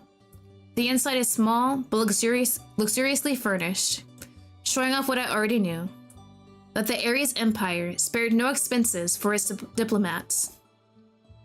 I found myself glaring at the unnecessary mahogany desk, the silk robe hanging from my dressers, the comfortable bed, warmed by the red candlelight lit beside me. Ooh, right, they said the red candles is for like warming and fire. The redundant opulence of the ensuite bathroom with the heated floors and the scented soaps. Now wait a minute, heated floors sounds really nice though. Like getting out of bed with the cold floor is horrible, but heated floors? Now that's nice. I actually like that part. I sigh as I sink into my bed, journal in hand. Pushing my annoyance aside, my thoughts drift, taking me through the day. So far, I find the omnis to be mysterious, grandiose, charming, intimidating. Charming or mysterious? Everything is a bit mysterious, but I like it so far. Let's go with charming. The interconnectedness of all Evelyn races in Omnis is reminiscent of our balefire. There is an inherent kindness that perhaps stems from the excitement over the festivities. It is chaotic, wild, and in some way, similar to our holidays back home. Or the memories of hundreds of lost ones spurred on a camaraderie between the waking elves and the Arisians. I take a moment to ponder how I feel after the long day I've had, and find that my latest hours stick out as a journey of emotions. Agreeing to come here had been a risk, but maybe, just maybe, the trouble would be worth it. Next, I find myself focusing on the welcome festivities I'd just been a part of. Highly political? Not really, everyone was just having fun, drinking, making out, going crazy. They were terribly exciting, ridiculously chaotic. It was kind of chaotic. Go chaotic. The welcoming festivities are an unforgettable event that forbids one from keeping track of what is going around them. Elven and humans holding hands, dancing over and under each other's arms, drinking wine and tasting of the sea, and gossiping about high society. Such a thing is unheard of back home. It is a celebration of differences that is refreshing in its disarray. This kind of beauty I can relate to, letting your hair loose after a long day of keeping it fastened. Living with love of life and respect for those we lost this winter. I find myself smiling when I think of, bro, that's best boy, but we'll still save just in case. Mors Mortis. The calm and wise Mors Mortis is the oldest waking elven aspect. As the demigod of death and the ruler of Spes, city of hope, he is a walking oxymoron, both renowned and feared within his own kind's capital city. He is the monster our parents told us about when we were young, the big bad wolf that ate the naughty kids. He, who never sleeps and can pluck souls from bodies with a simple touch. There is, however, a certain unexpected peace one can find when being near what they fear most. You can find out the boogeyman is just a man. Perhaps the weeks of travel were finally getting to me. I put away my journal and try to get some rest. To survive in the Ares Empire, you need to love it. Or you need to be very good at pretending to do so. The delegation was ready to depart the Central Plaza at 7:30 a.m. sharp. Systemized like apothecary bottles, not a single soul dared to be laid under the general scrutiny. I guess not us either. As if yesterday's chaotic revelry was a dream we'd all conjured up in our sleep. But the outfit on my body was proof enough, considering I had nothing else decent to wear. Like, we're supposed to be like the political journalists for this delegation thing, but we have no actual good clothing to wear. We had nothing prepared for this. They didn't give us like a stipend to make sure we dress up nicely. The elven diplomats, meant to escort us to the location of the Dread Festival's opening ceremony, arrived at exactly 7:35. The Shadow Master greeted them, and after finishing the steaming contents of his cup, bid they lead the way. I soon found myself uncertain as to why all this posturing was unnecessary. The Central Plaza of Omnis is exactly a 3-minute walk away from the embassy. Oh, that's where we're gonna be at. Okay. Is this supposed to be like one for each aspect? We know 3. We know Mors Mortis, Aqua, and Terra, so that'll be 3 of them. Will there be 3 more? Wouldn't it have gotten wet in the rain? It would have gotten wet in the rain on our way to the party with Mors Mortis. But I guess no one really cared too much since they did see it was raining outside. Though we are early to the ceremony, the open space is packed with elves of various elemental inclinations and ages. 7 large stone coffins held together with heavy locks and star-mill chains lay arranged in a neat line in the heart of the square. A giant cauldron of bubbling wax levitates peacefully above each one, and I quickly spot the 7 lit silver candles held together by Mors Mortis. Though Terra and Aqua are nowhere to be found, the aspect of death seems to personally be attending to the festival's preparation.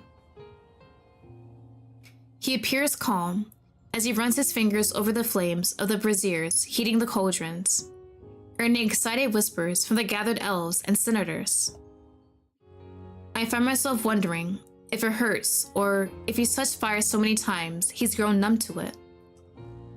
For a second, his eyes meet mine across the field as our delegation steps forward to our designated area. We're gonna smile. I think a nice smile would be great, right? Surprise skips over his face, like a pebble before sinking underneath the perfectly constructed political smile he offered our delegation. Or so I expected. Instead, his expression remains the same as he offers us a cool, calculated bow. Welcome, esteemed general and delegates of the Ares Empire, to this year's Dread Festival opening. Thank you, Aspect of Death, for hosting us again this year. The Shadow Master returns the sentiment with a curt bow of his own. What a lukewarm exchange. I'm not certain exactly what has happened between those two, but I do not have any time to dwell on it, for Aqua and Terra's arrival breaks the tension and turns it into chaos. It is as if whenever those two appear, the location turns into a stage set for a spectacle. A stark contrast to the elves' indifference toward Mors Mortis and quiet curiosity about the general. Ooh, I find my gaze lingering on. We're gonna save just in case. But it's gonna be Morse. Like, that's best boy right now. The Aspect of Death stood motionlessly beside our delegation as he waited for his compatriots to join us. His side profile reminded me of a statue, his lithe form carved from decades of decisions. Only his eyes gave away signs of life. His gaze shifted through the crowd, landing on his fellow aspects before he blinked, an action so natural that looked foreign on him, as though he did it for the benefit of the living around him. Oh, can you imagine that? He doesn't need to blink, so he does it like manually whenever he's around people. And now I feel like I'm manually blinking. Like I gotta think, yeah, I gotta blink. Esteemed guests of the Empire, allow us to once again welcome you to our lands as we commemorate the end of another winter. Terra moved to stand beside the now quiet Mors Mortis. There is no greater honor for us and our people to call you and yours by the term allies. For every time we've called, you have answered, and whenever you've been in need, we've delivered.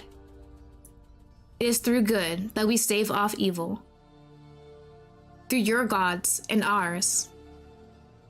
Listening to the eloquence of the Aspect of Earth, I am quickly reminded that as the leader of the Elven City of Faith, Terra also holds the title of head of all elfic religions. Oh! Aqua speaks next, a hand on his heart. Our bond has lasted for millennia, a marriage against darkness. This commitment, immortalized when we sealed away the 7 Scions, will continue to hold again today. On the first dawn of the Dread Festival, we vow to once again keep them at bay. His voice pulls me toward him, like a sailor to a siren, but it is Mors Mortis' tone that brings me back. That makes me stop and listen. From flesh to wax, from wax to life. Every year, the Eternal Ward takes from us those we hold dear.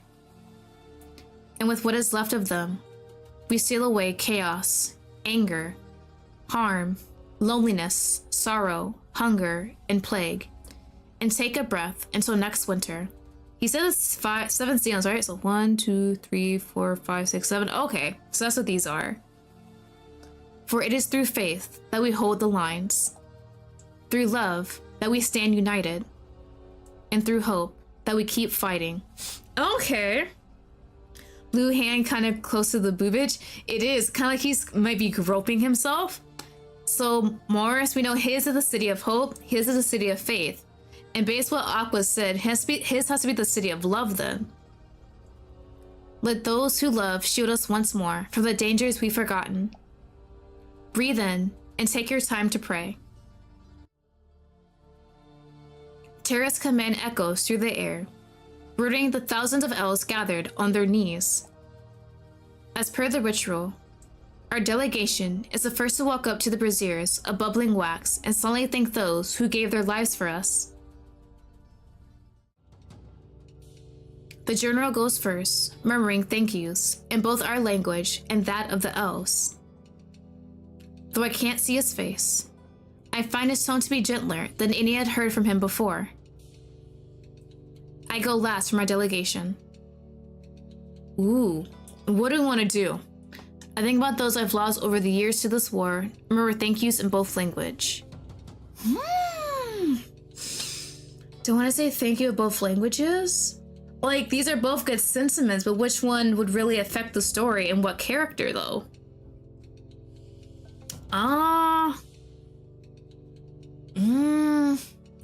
Some of those I lost over the years. Remember the thank yous in both languages? Let's go this one. A deep pain grips me. I know it stems from the emptiness of what was once, but is now no more.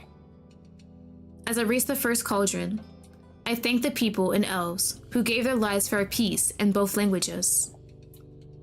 Then I move on to the next cauldron and do the same, and the next, and the next, and the next. It is considered a great honor to be able to come this close to the dead again. Once our delegation has finished paying our respects, the elven aspects follow. The three move in perfect tandem, and by the time Mors Mortis has finished, the rest of the elven population in Omnis is already in silent tears. Poor. Mors Mortis orders after a moment of silence. The 7 cauldrons obey Mors Mortis' command, slowly moving to tip over. Wax begins hitting the coffins one by one, resealing them under the watchful eyes of the elven aspects, their people, and our delegation. I'm sorry? The words shatter through the silence. I barely have time to process the familiar voice before the ground underneath my feet gives. For a second, I think I am blind. The world has turned pitch black. I was like, this is too peaceful. Someone's gonna mess something up. So what is this? What is going on? I think I smell something burning. Then, daylight breaks through, bringing back my sense of sight. My knees are bleeding. I blink as I try to get my bearings, but it is as though sound has ceased to function. An explosion? I make out that some of the senators lay beside me, cowering. Get up! Oh, hell no! Hold on. Let me save you. I feel like if I get up, I'm gonna get sniped. Let me stay low for now. I don't know what's going on. The general is kneeling beside me, a knife in his hand. His eyes wander over our delegation, coolly checking for everyone's presence and safety. At least until a shout cuts apart my uncertainty with a new horrifying discovery. The goddess of chaos has escaped. Ah, so one of the 5 Scions has escaped. Okay. Not 5, one of the 7. My eyes shoot in the direction of the pale marble coffin, the last one to be sealed, now empty. I hear murmurs and whispers from the gathered elven crowds.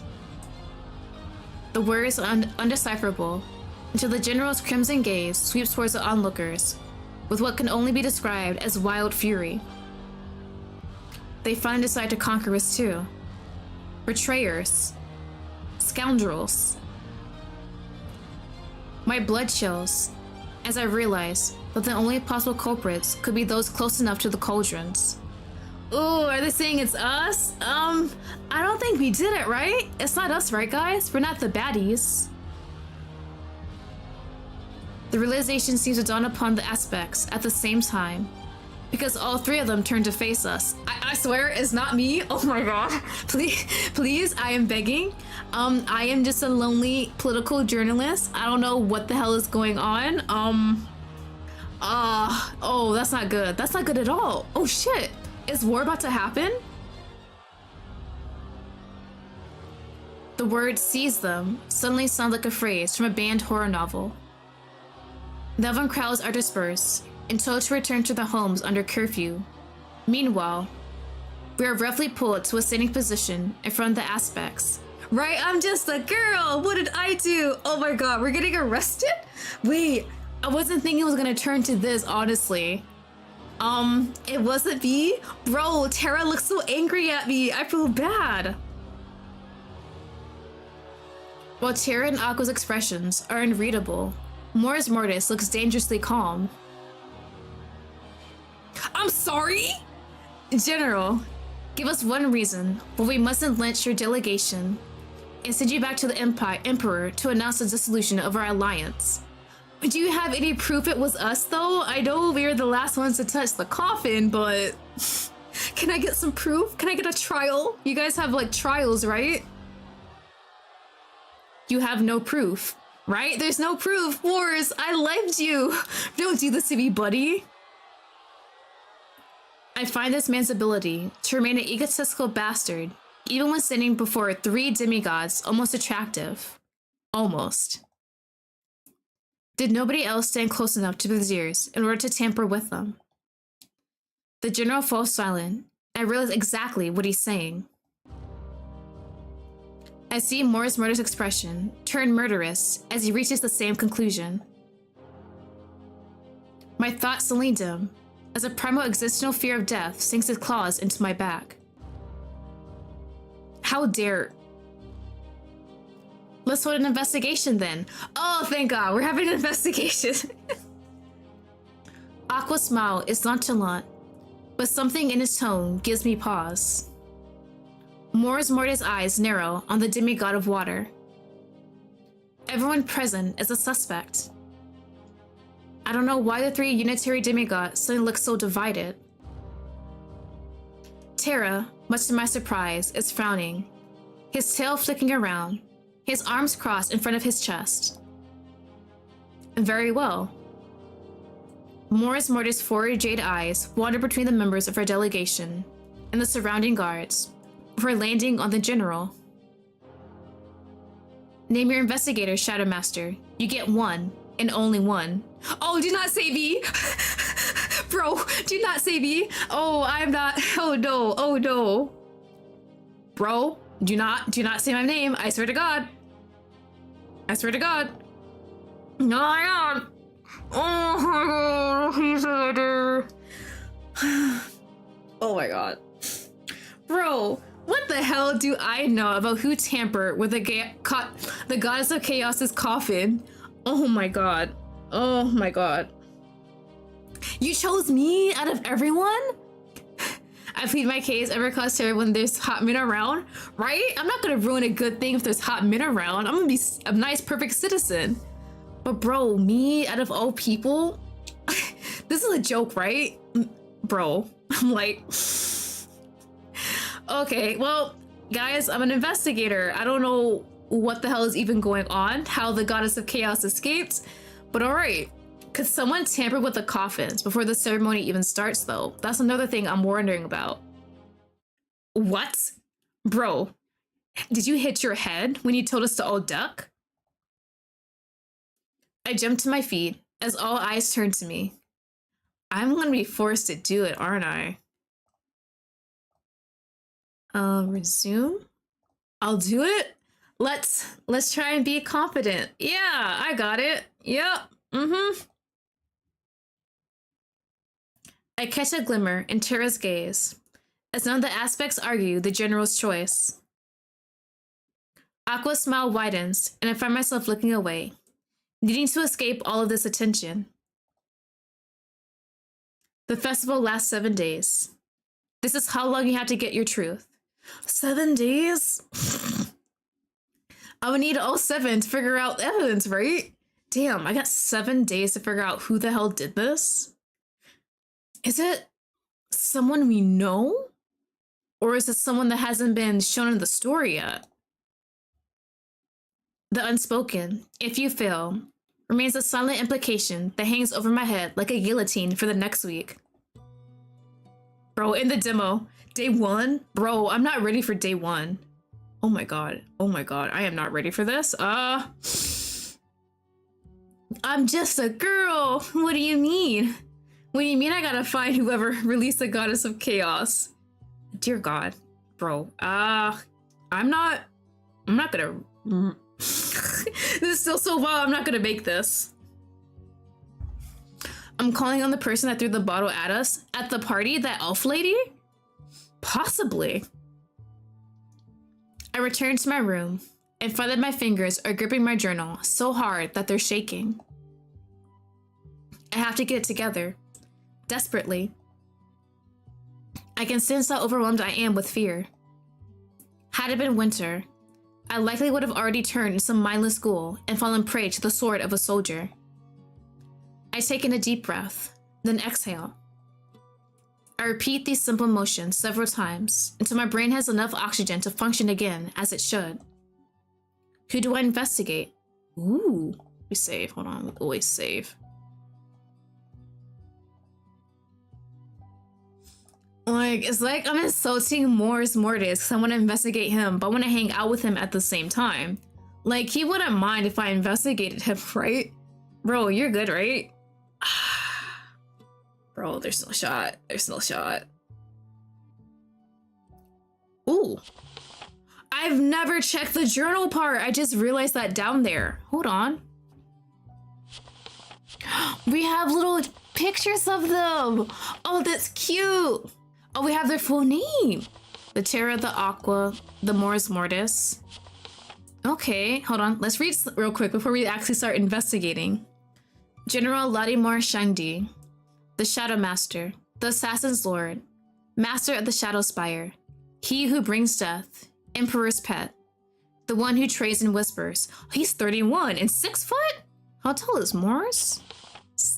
Oh god, he's 450 years old and he's 6'3". Okay. Description: an assassin turned politician. The Shadow Master isn't known for his silver tongue or his diplomacy. He has the permission of his ruler to execute anyone he deems a threat to the Ares Empire. Consequences be damned. Damn, if he really thinks, yeah, you're a threat, I'm just gonna kill you, and that's gonna be perfectly fine. His clothing is exemplary of his personality. Initial impression: loves putting the fear of the gods in his subordinates. Pain in the ass. He says one thing with his mouth and another with his eyes. So day 0, very agile and punctual, exemplifies incredible leadership qualities.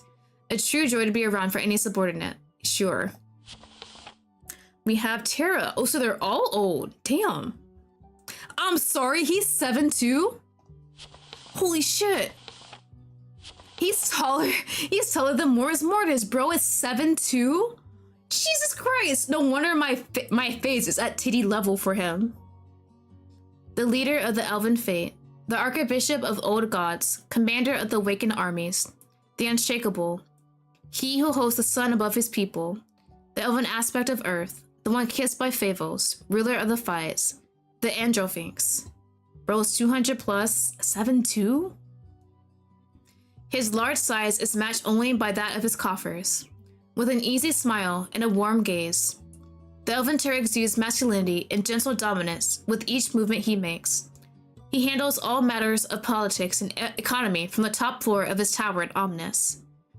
I don't think I've ever met a large humanoid in my life. He seems kind, and perhaps a bit too free with his spending. So we did meet him in the clothing store after realizing, yeah, okay. Aqua. So Aqua's the youngest out of all the Terra people. 60 plus, he's 5'9". Pearl of the Elves, youngest of the aspects, ruler of armor, the chosen of Favon, the aspect of water, the wielder of sea splitter, the Leviathan. The aspect of water has the body of a swimmer and the bashfulness of a hungry kraken. Despite his youth, there is a viciousness to his smile and a sharpness to his mind that does not go unnoticed. His usual tasks as an aspect pertain to organizing festivals and supplying all cities with agriculture products. Huh. The most beautiful man I've ever laid eyes on. Yeah, that is true. Best boy. The elven aspect of death. Ruler of Spees. Flesh wielder. Deathwalker. The candle maker. The monster in the alleyway. The apothecary of the end. The nightmare of the dreaming farce. Humanitus, the eldest of the aspects. Head Inquisitor of the Academy. Wax Shaper, the Q-Seth. Tall, lithe, and gaunt. Being around Mors Mortis feels like being around a ghost. He is known to be able to see and talk to the spirits of the dead that constantly roam Omnis. His seamanship as an aspect is known to be the cause of many disputes. Doesn't need to be loud to be heard, simply needs to be present and the atmosphere within a room changes. Feared by his own people, good conversation partners by having soft-spoken, doesn't dance. Okay. So I'm assuming these will change once we get more days in with the characters. Alright, I'm gonna take a sip of my drink real quick, and then we'll continue. Ooh, where's my water? There it is.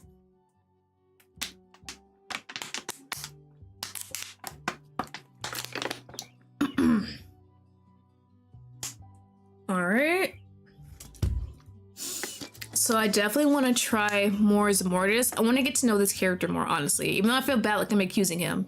But it's nothing wrong with asking everyone where they were to kind of rule out suspects, or maybe they have like a detail that can help with something else. My head feels like it's swimming as I attempt to piece everything together. Nothing makes sense. There's so too much information I lack, and too little time I have to figure this out. I feel restless. The squeezing of my stomach from nerves doubled by the rapidly growing hunger for something more serious than a cup of tea. It forces me out of my chair and to the door. With the amount of stress I'm under, if I don't eat anything, I might fall sick. And then I have really doomed all of us.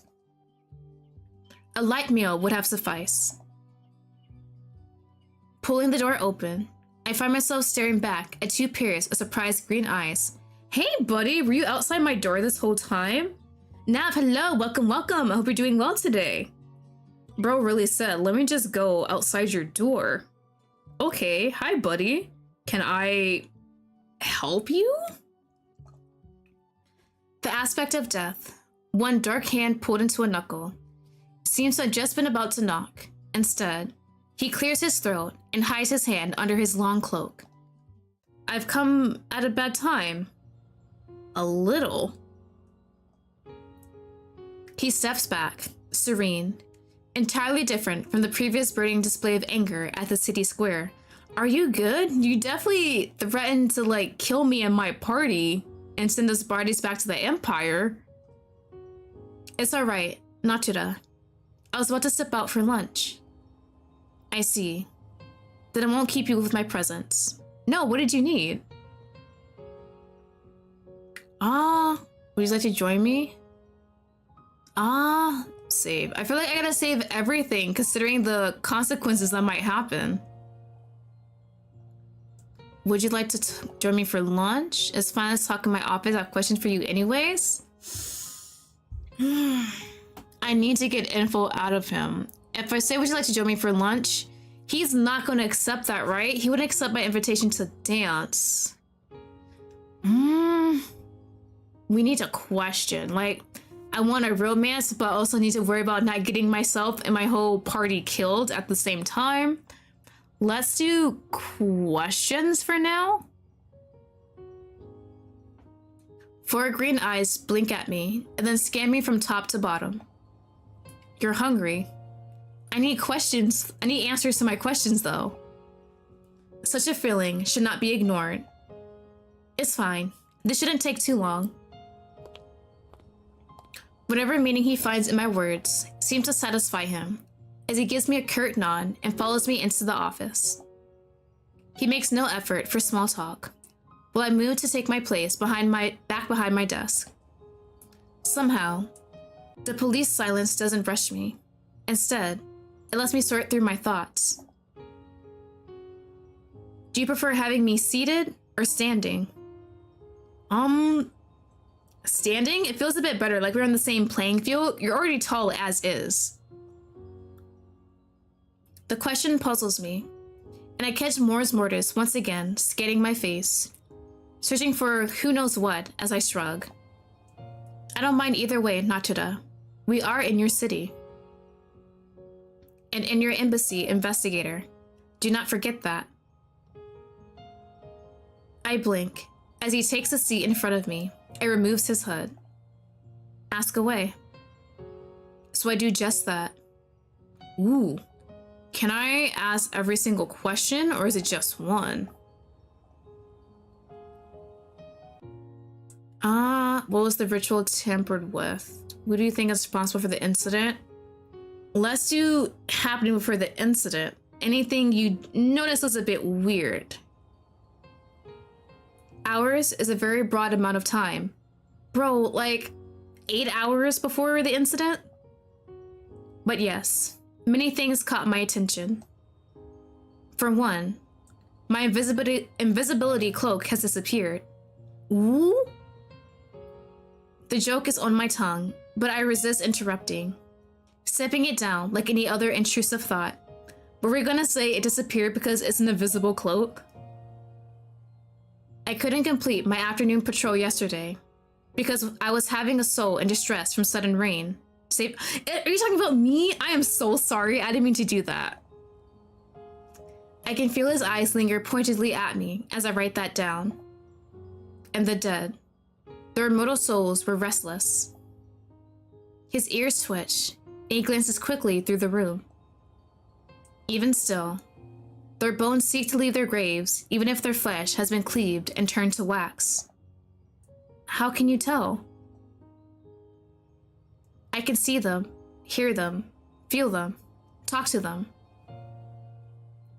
His gaze shifts briefly to something above my shoulder, and I follow his gaze, but spot nothing. Bro, do not tell me there's like a spirit behind me. A shudder rolls down me. Could there be... The aspect of death sighs, for his eyes turn to the notes before me. I believe my appetite has completely disappeared. I must, however, persevere. So another set of questions. When did you visit the cloak? You go on patrols every day. I don't think that's a good question yet. When did his cloak disappear? Maybe we can get a nice timeline. Is it before or after he's rescued me from the rain? Yesterday, after I left my house. So someone broke in and stole it. What time was that around? I tend to lose track of time. It was still dark outside, so it was in the early hours of morn, somewhere around 5 a.m. based on Not's path through the sky. Okay, early in the morning. And when did you return to find it missing? 10 p.m. A quarter hour before that, perhaps. Oh, that's a big gap of time, though, that someone can go in and steal the cloak. Yeah, that's a large gap of time. Anyone could do that at that point. I know where I placed it when we returned from winter, and it isn't there. Where do you usually place it? On the hanger beside the antidote rack. You can stop by when you have time, and I'll show you what I mean. An invitation to your house? You want me to stop by your house? I am a sheep in wolf's clothing investigator. My compatriots will confirm if you only ask them. I believe it, honestly. You're honestly a nice guy. Beside the whole lynching threat. You can bring someone with you, if you're not comfortable, of course. I nod slowly, knowing the opportunity in my journal. Ooh, so we can ask all the questions. Was the ritual tampered with? Yes, definitely was, since the goddess of chaos escaped. Oh, we gotta worry about her too. Okay, so not only do I gotta make sure I figure out who tampered with the ritual, the goddess of chaos is out somewhere doing whatever she wants at this point too. And who's to say the other gods can get released also?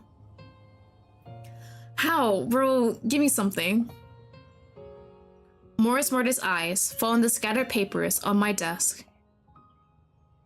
There were runic configurations on the inside of the cauldron. I blink in surprise. Runes are ancient symbols imbued with magic, most commonly used for spellcasting. But runic is a dead language.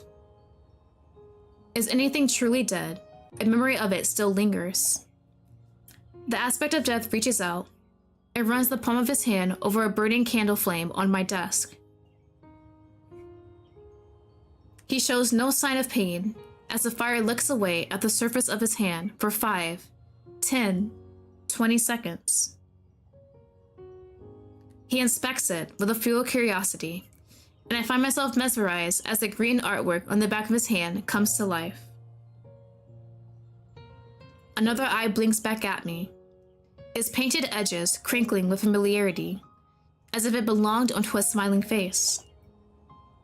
When I look back at Morris Mortis, I notice his ears have sharpened, and his bustling tail has frozen in place, as if he is listening for something I can't hear.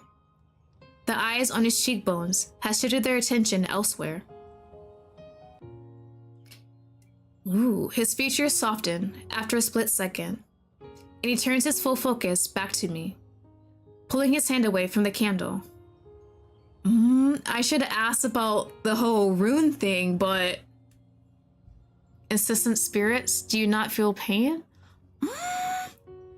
Do I make sure me and my party do not get killed, or do I just continue to talk to this man? I wanna... If I get killed, I guess I get killed, huh? Do you not feel pain? His eyes flicker to the candle in front of me, for returning to match my curious gaze. If I pretend to be mortal, will that make you feel more at ease around me? I mean, I'm just curious about you, because definitely if you put your hand over a flame, that shit's gonna hurt after a while. You don't have to act mortal around me. His question makes me realize my current painful posture. Shoulders pulled up, body stiff, and brows drawn. My hand gripping my quill too tight. I roll my shoulders back and exhale before meeting his eyes. Oh, no, you're good. He nods, as though he received this response hundreds of times before. Do you truly believe the culprit is from our delegation? An uncomfortable pause stretches between us, as I swallow and watch him frown. The opening ritual of wax has been performed for almost 2 millennia, and there has never been an issue. He sounds almost resigned as he answers. It seems like when it comes down to this investigation, he's a closed book. The only differential factors every year are the guests, then. He nods, and I find myself begrudgingly agreeing with his logic, but there is a flaw within it. If the guests every year are different, there shouldn't be anyone from our delegation who knows where to find all the tools needed in 12 hours to tamper with their ritual. My urns earn me a quiet nod, but there is something uncertain about it that spurns me on. His eyes attain a sparkle that speaks to me. I'm missing something, but what? The truth hits me so suddenly that I want to vomit. An accusation that, if made within the walls of the Ares Empire, could end with my death at the very least.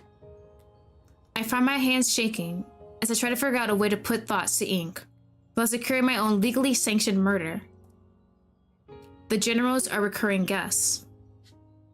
The Shadow Master has attended the Dread Festival many times before, and his speed and ability were legendary, the source of increased battlefield morale of many Arisian armies. Your intelligence will serve you well in this investigation, but your unease gives away your thoughts. I look up at him, his mouth twisted in a frown. Words are a bit difficult now, my fingers so frozen from thoughts inspired by unspoken truths. The aspect of Death's expression turns unreadable, his eyes flicker away. A shadow falls across his face, and I know that he's thought on this already. For some reason, however, he refuses to share. His silence lasts long enough that I'm inclined to write down, refuses to respond, in my journal. I play with the feather of my quill, as I consider how to follow up on the lack of reply. Should I assume by your signs that you know who is to blame? Do the spirits know who is behind the freed goddess? Do you have an inkling of who you think it is? No. I can speculate, but it will do nothing but draw suspicion to others who may not truly be the culprit. I feel grip my quill harder. First, he forces me to investigate his problem for him. Then, he refuses to help me. What a frustrating character. So, you refuse to share anything that could be helpful. Morris Mortis sighs, and his large tail rustles against the floor. Your definition of help and mine differ. Your investigation will give you too many threads to follow. All suspects will give you information, but some of it may be twisted in such a way that is false. Furthermore, everyone is likely currently suspicious of everyone else, and that will cause disagreements and confusion. To be successful, an investigator should get to know everyone while being impartial. It's why I think you're perfect for this task, Well, thank you, buddy. I enjoyed that. Okay. You have faith in me. I will not let you down. I'll figure out who the hell did this. And if I fail, I die. What an honor. We'll just forget about that part, though. There are elements to everyone's behavior that can be dubious. Even mine, I'm sure. At this point, almost anyone can be blamed for what had happened. I should leave you to the pleasures within the plates. I barely had a moment to blink as the aspect of death rose and put his head back up, his form towering over me. His cloak carried behind him a scent of fallen autumn leaves and burning candles. He hadn't had a bite or sip as he made his way to the door.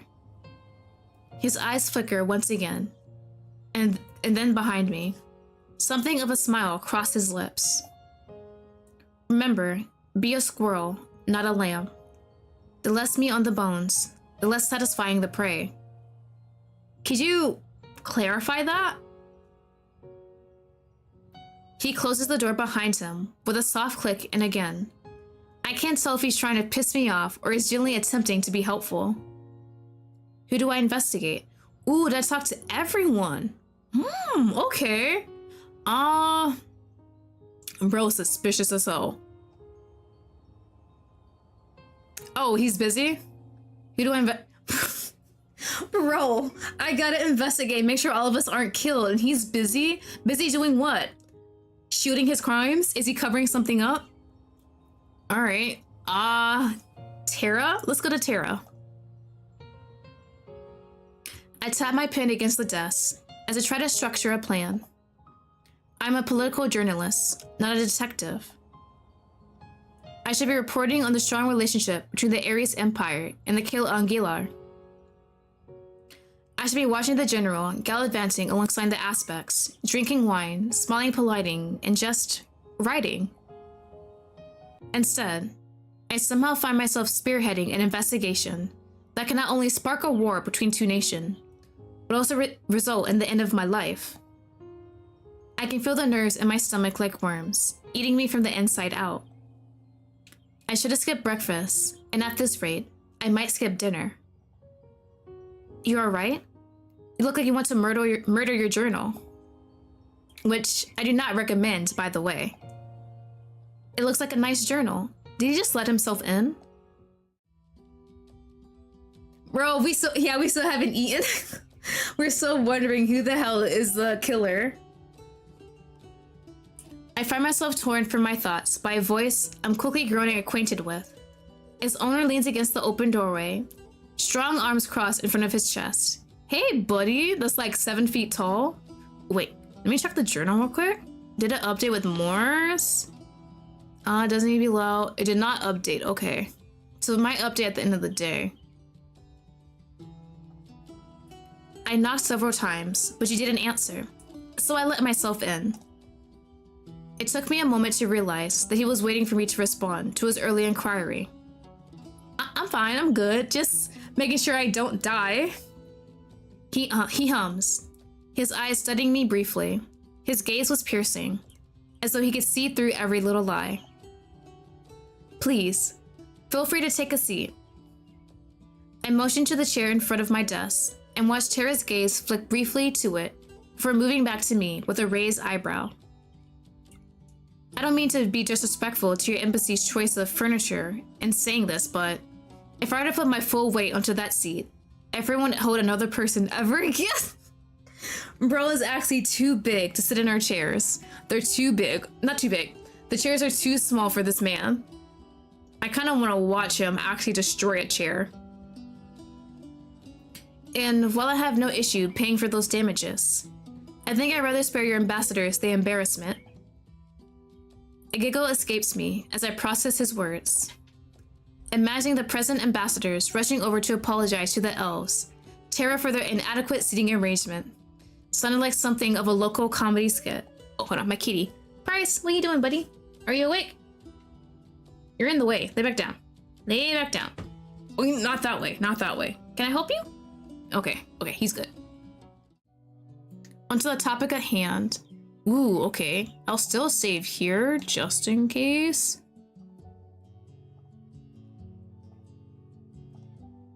Are you just sitting? What do you want? What do you want? You want some pets? Okay. Okay, I gotta pet him while also playing at the same time. We're late. Who do you think's responsible? Let's just go by each one since we always ask them either way. No, I was preoccupied. Any particular reason? He chuckles, and the sound inexplicably takes a load off my shoulders. Some demigod enhancement, perhaps? I was releasing some pent-up energy. How? Through exercise? With Aqua. It takes me great effort for me to keep my pen moving against the paper, but the writing turns to an unintelligible scrawl as his words sink in. Bro, what do you mean with Aqua? His expression is proof enough that he isn't teasing. He's not teasing? His lips are set into a firm line. His muscular arms cross in front of his chest. After a few moments, when I'm certain my voice and expression are school, I continue that line of questioning. How long did you get it for the evening? I think this sounds better than saying so you're his alibi. I can help with next time, sir, right? Me next. You can call on me. I might not have the same stamina as Aqua, but I'll try my best. Just prop myself up. Until morning. Could you give me the exact hours? His tail twitches from behind him, his eyes flickering away from me as he attempts to recall the information I need. I made sure to stay at the embassy as long as it was polite, which was... Your general vanished around 3 a.m. I followed his lead. I nod my head, a frown on my lips at the mention of my strict superior. Aqua left with you. He nods, and I unwittingly find myself following the movement of his short braids over his chest. And you're with Aqua until you arrive at the scene of the crime. Tara cocks an amused eyebrow at my choice of terminology. For the most part, investigator. I give him a look that demands further clarification. We separated for a shower, oh my god, and a change of clothes at around 6 a.m. 3 hours? They were around together for like 3 hours? I put that down word for word and move on with my other queries. Bro, if we ask Aqua what happened, will he go into more detail? Some elven business came up. Right before the beginning of the festival? When you live as long as I do, investigator, you come to realize that there's two kinds of businesses. There's the business you can put off, and the business you can't. Usually, if you don't handle the first, it becomes the second. I try not to make that mistake. That's very organized of you. I find myself smiling at his explanation. The compliment comes out accidentally, and it earns me a bright grin. And thank you. His tone softens slightly, a low, warm rumble compared to his usual demanding voice. I almost find it difficult to focus on the work at hand. I need more information about the festival. So we know the delegation is different every year, since the generals who are the same every year. And our guy, Lattimore, has been it all these years, the whole time, as far as we know. Is there anything else about the festival we need to know about? Can you tell me any more about the elven business that made you late? He probably can, if he hasn't told me any details. Tara nods, shifting his weight from one leonine leg to the other. Has been for as long as I can remember, which is a bit longer than a century. 122 years, give or take? It all kinds of blends together when you live this long. Absolutely nothing has changed for 120 years. Nothing significant that I can recall. Mors Mortis is the oldest of us. He should be able to give you a more informed answer. And I just talked to him though. And as far as he said, nothing has changed besides it's part of the delegation from our empire. I'll make sure to ask him. Tara gives me a small smile. So who do you think did it? The Terra's eyes narrowed at my question, his lips pursing into a scowl. Whoever they are, they couldn't have escaped far. I put Omnis into lockdown. No one can leave or enter. That wasn't my question, but thank you. His eyes, like molten gold, slide to me, and for a split second, I could imagine what it was like to be this man's enemy. To stand against a man who could move a mountain, literally. Someone, or something, that wishes to weaken us, to drive fear into the hearts of our people. And when I find them, I will tear them to pieces with my bare hands and let them rot on the altar of celebration until the crows have picked the meat clean from the remains and the burns have dissolved the bones with their shit. Jesus, man! It takes me a moment to close my mouth and remember to write this down, right? Crows pick the bones clean and the bear rat shit dissolves the bones. Gotcha. Silence stretches out between us. The only sign of ink on paper, for I look up at the demigod before me, another question in mind. What could anyone hope to gain from ruining the opening ritual? He kinda told us, but really, what is there to gain besides all of our, our treaty? Yeah, like our treaty kind of dissolving. Can a lockdown hold a child of evil? The goddess of chaos is out going crazy, and how do we stop that though? Let's go here. I'm really curious about that. The goddess of chaos, Varvare, has already proven her domain through escaping her seal. The way we can balance chaos is through order. I do that best. You think that you stave off her corruption by simply making people follow your commands? Curfew, increased security, tracking spells. If there's anyone who can catch a source of havoc and neutralize it, then that will be me. Cocky. I simply have faith in myself. He picks up a puff of who knows what off his bracers, examine it unceremoniously, before flicking it into the small empty bin beside my door. Is that draconic leather? A gift from your Mercutio after I ripped the Ignis arm off a few years ago. The wound lessened the burden on your northern birders significantly, or so I've been told. Mercutio, the aegis of the Ares Empire, the strongest male dragon. He ruled his territory of Eastern Dragonfang with an iron fist. His name usually inspires fear and awe within me. I didn't recognize those feelings stirring now. The Terra's easygoing first-name basis approach had shocked me into a stupor. A knock sounds on the door, breaking us away from my session.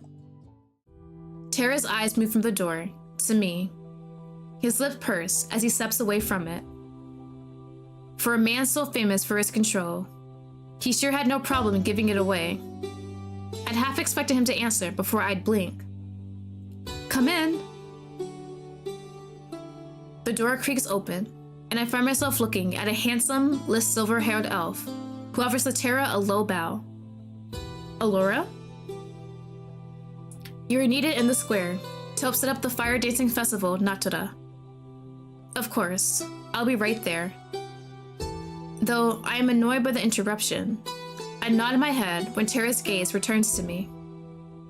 I will see you at the fire dancing then, investigator. We're still holding the festival? I'm investigating all of this and I still gotta attend all the festivities. Oh my god, there's too much on my plate.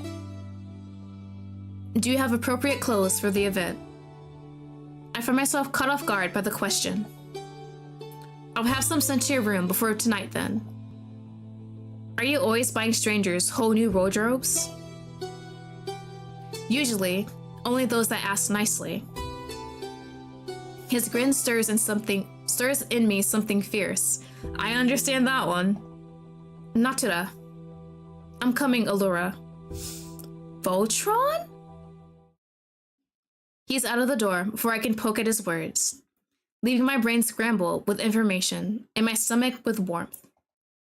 As I'm looking down at my notes from the first two sessions, turning the new information in my brain, the door to my room swings open with such violence that I reach for the dagger underneath the desk. For a second, the shadows grow deeper, darker, and I wonder if they moved on their own before the general marches into my room unannounced. Oh, now you're not busy. With 4 quick strides of his long legs, he reaches my desk, his tall form blocking out the rays of the sun from the nearby window like a storm cloud. A thick stack of papers is deposited unceremoniously onto my desk, and it takes everything within me not to winch, as I notice the various smudges, shades of red and brown along the inky scrawl upon them. Did you beat someone up for these? I put the dagger back into its desk sheath and make up to get up and bow, but he raises a hand to stop me. I will not stay. I've taken up the task of personally questioning everyone from our delegation who prayed in front of the wax this morning. I feel the blood drain from my face as my eyes flip between him and the stack of papers before me. I clear my throat to find my voice. And did you find anything of note? His eyes narrow with unfiltered annoyance. Bro, our heads are on the line. Help me out here. No. Is that why you're annoyed? If it's not any of us, it has to be someone on the outside. He turns around, heading for the door, just as abruptly as he entered through it, each step increasing the anxiety settling on my shoulders. Can I question him? Shadow Master, with all due respect, I would also like to ask you a few questions. Don't kill me, please. My breathing halts the moment his footsteps do. I remind myself to count to 10, to move, to show signs of life as he levels me with one of his famous glares, and the shadows in the room darken. Consider these 10 minutes of my time charity for a lost cause. What does that mean? My breathing resumes with a huff, and I'm quickly reminded of my dislike for the disrespect of the ruling generals of Ares. Annoyance washes over my fear, steadying me as I flip open a new page on my journal. Ooh. What do you think is a possible incident? First one. So please notice anything different this time.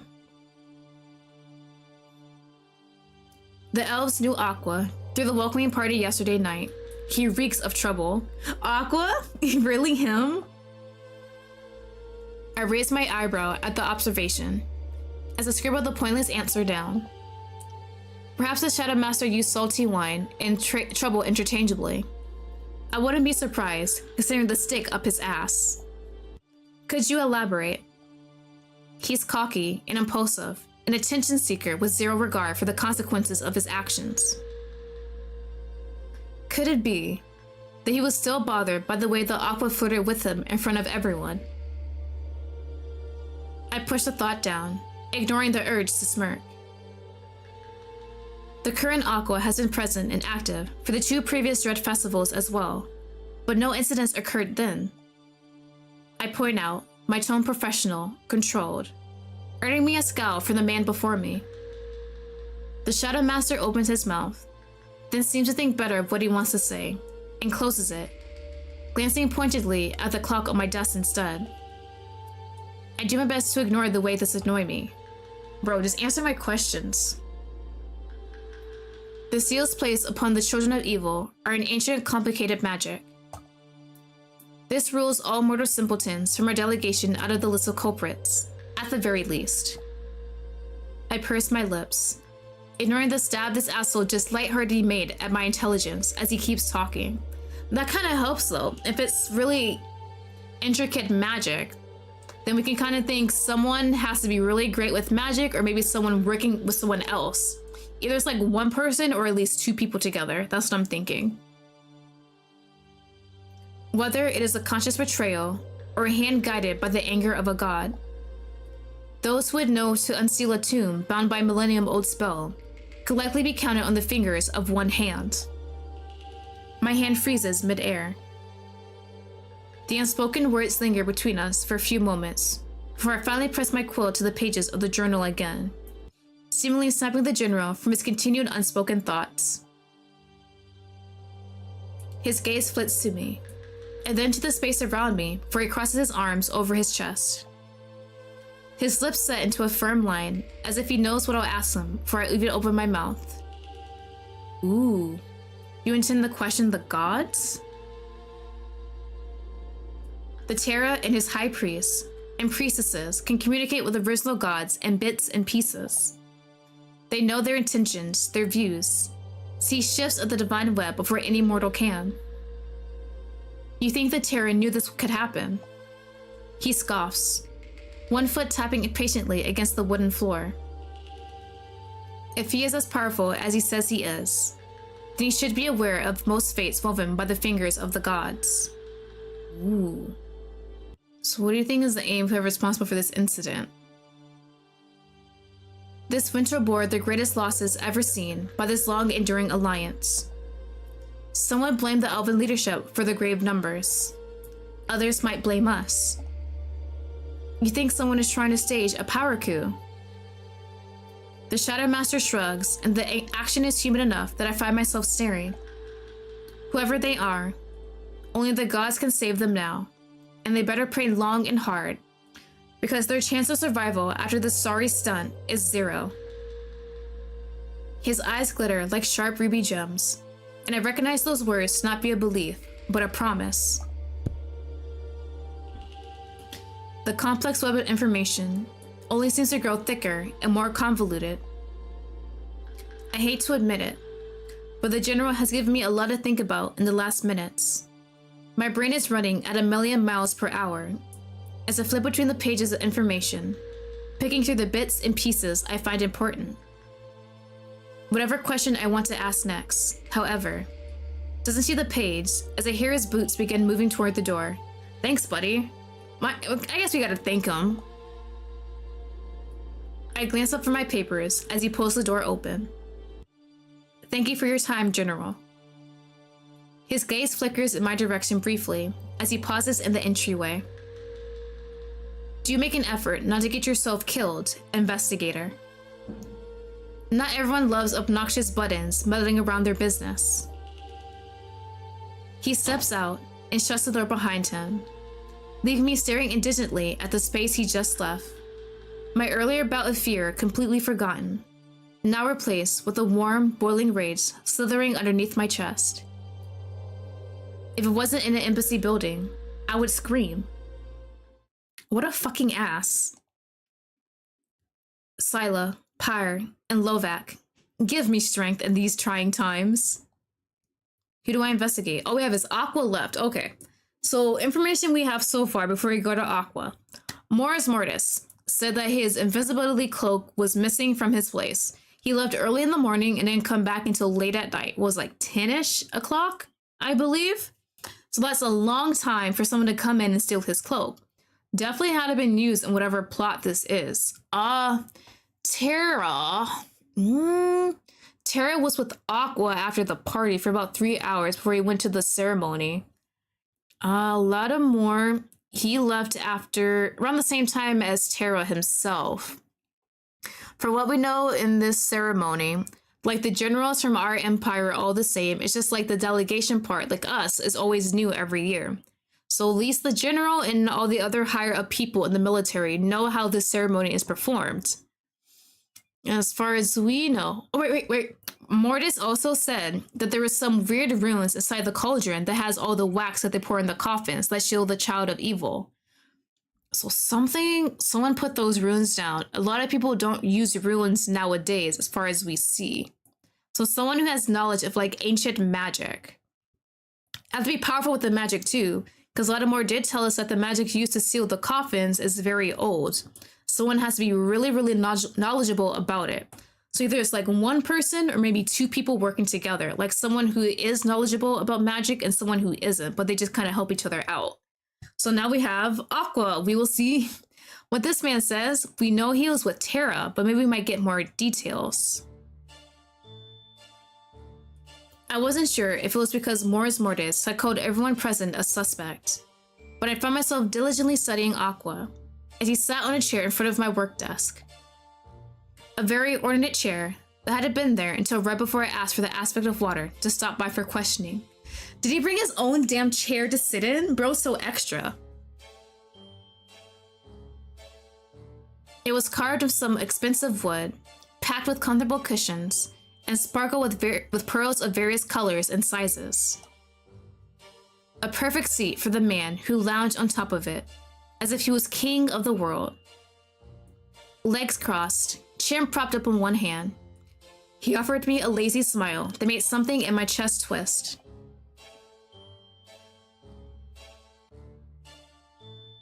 He was perhaps the most beautiful man I'd ever seen. It was annoying to no end.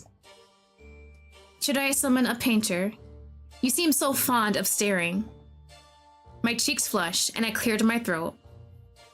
Glancing down at my journal, I find it logical I started by asking the following questions. I'm just being reminded of the fact that you took this chance to not play Tyranny because detective stuff was heavy, and there you are. Bro! Like, I wanted a nice break before I start the second game of Ace Attorney, and here I am, trying to do more investigation. But this one seems harder because my death is on the line here. My life is on the line. I cannot deal with this. Oh my god. Ugh. Melting my brain when I just want to romance these men. Okay, so did you notice anything unusual, sir? Not really. I was too busy sleeping off a hangover. After a long night of enjoying the revelry, I hoped your empathy thrill. His voice dipped into a softer, more melodic tone. It truly was a shame that you couldn't stay. How long did you stay? I don't know. I was too busy having fun to check the clock. That really helps out. I had the urge to roll my eyes. At least until 1 a.m., I think? Okay, so Tara said he left the party at 3, and then he hung out with Aqua for about 3 hours until like 6 a.m., where they had to get ready. So he did have some alone time by himself. He sniffled a yawn into the palm of his clawed hand. That was a start. Aqua scoffed at my question.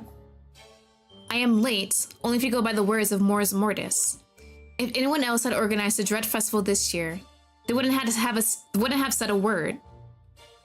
Others can organize the festival. Of course.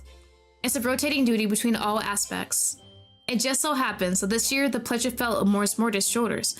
Ooh, okay, so it's a rotating thing. You didn't answer my previous question. What does organizing this entail? I don't wanna suspect Mors at all. Too much. I look up from my journal and notice that he's massaging his forehead, as if the mere thought of the topic is giving him a headache.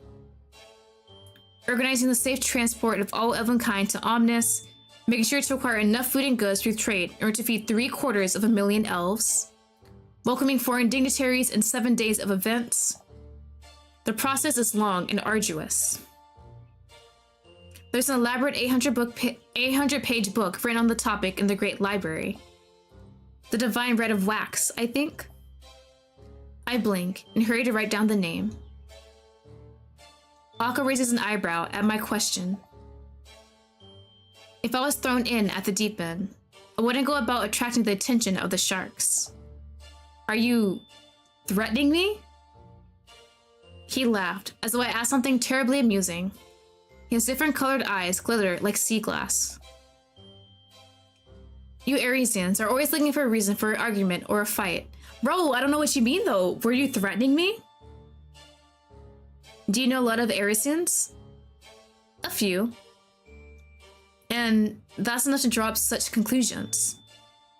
Perhaps. He is unhelpful. He is so unhelpful. Get me out of here. I do my best not to roll my eyes. Oh my god. Bro. Do you remember the missing goddess? Bro. Oh my god. I'm already feeling the headache coming on. I'm feeling the Ace Attorney headache. Imagine they're all guilty in their own way and they're unaware. Bro. That would be interesting though, that they all had a hand in this and they just didn't know. Ooh. The way they would feel so much guilt. Bro, who do you... Excluding our enemies, I grit my teeth at his nonchalant yawn. I haven't sensed any dangerous emotion from anyone, if that's what you're asking. I find myself uncertain of what to put down on the paper in front of me.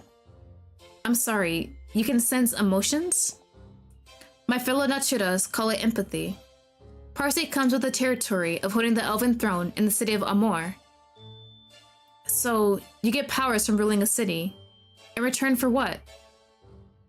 Spreading peace, harmony, and love, of course. Maybe you'd like to help me. Maybe you let me help you explore that at some point too. Clearly, you did more than anyone else around the festival. What does that mean? Am I that bad of a person? I roll my eyes as my cheeks flush at his blatant proposition. That was all very helpful, thank you. Did you find that? I appreciate the attempt at lengthening our time together, investigator. I am a busy man. I find myself gaping at him. I wasn't... The grin he gives me as he makes his way to get up is downright infuriating. I should have a free time slot for you after 5 hours if you wish to continue your disquisition. Bro really said, if you're free in 5 hours, we can have some fun quotations and marks around all of those. You can't just... But he can. And he proves that point by making his way out the door to my small bedroom before I can finish my sentence. And there he goes. Oh, that's not the end? Wait a minute, no! What about the dancing festival? Ah!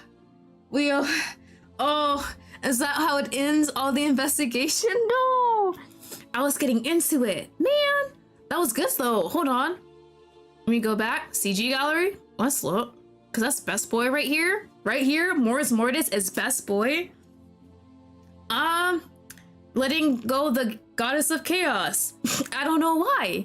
There's still a lot of unanswered questions, so it makes me really excited for the actual full release of the game. Because what the hell? I have no clue whose motives could be besides wanting to bestow chaos between the alliance we have with the Elven Kingdom. But oh my god, yeah.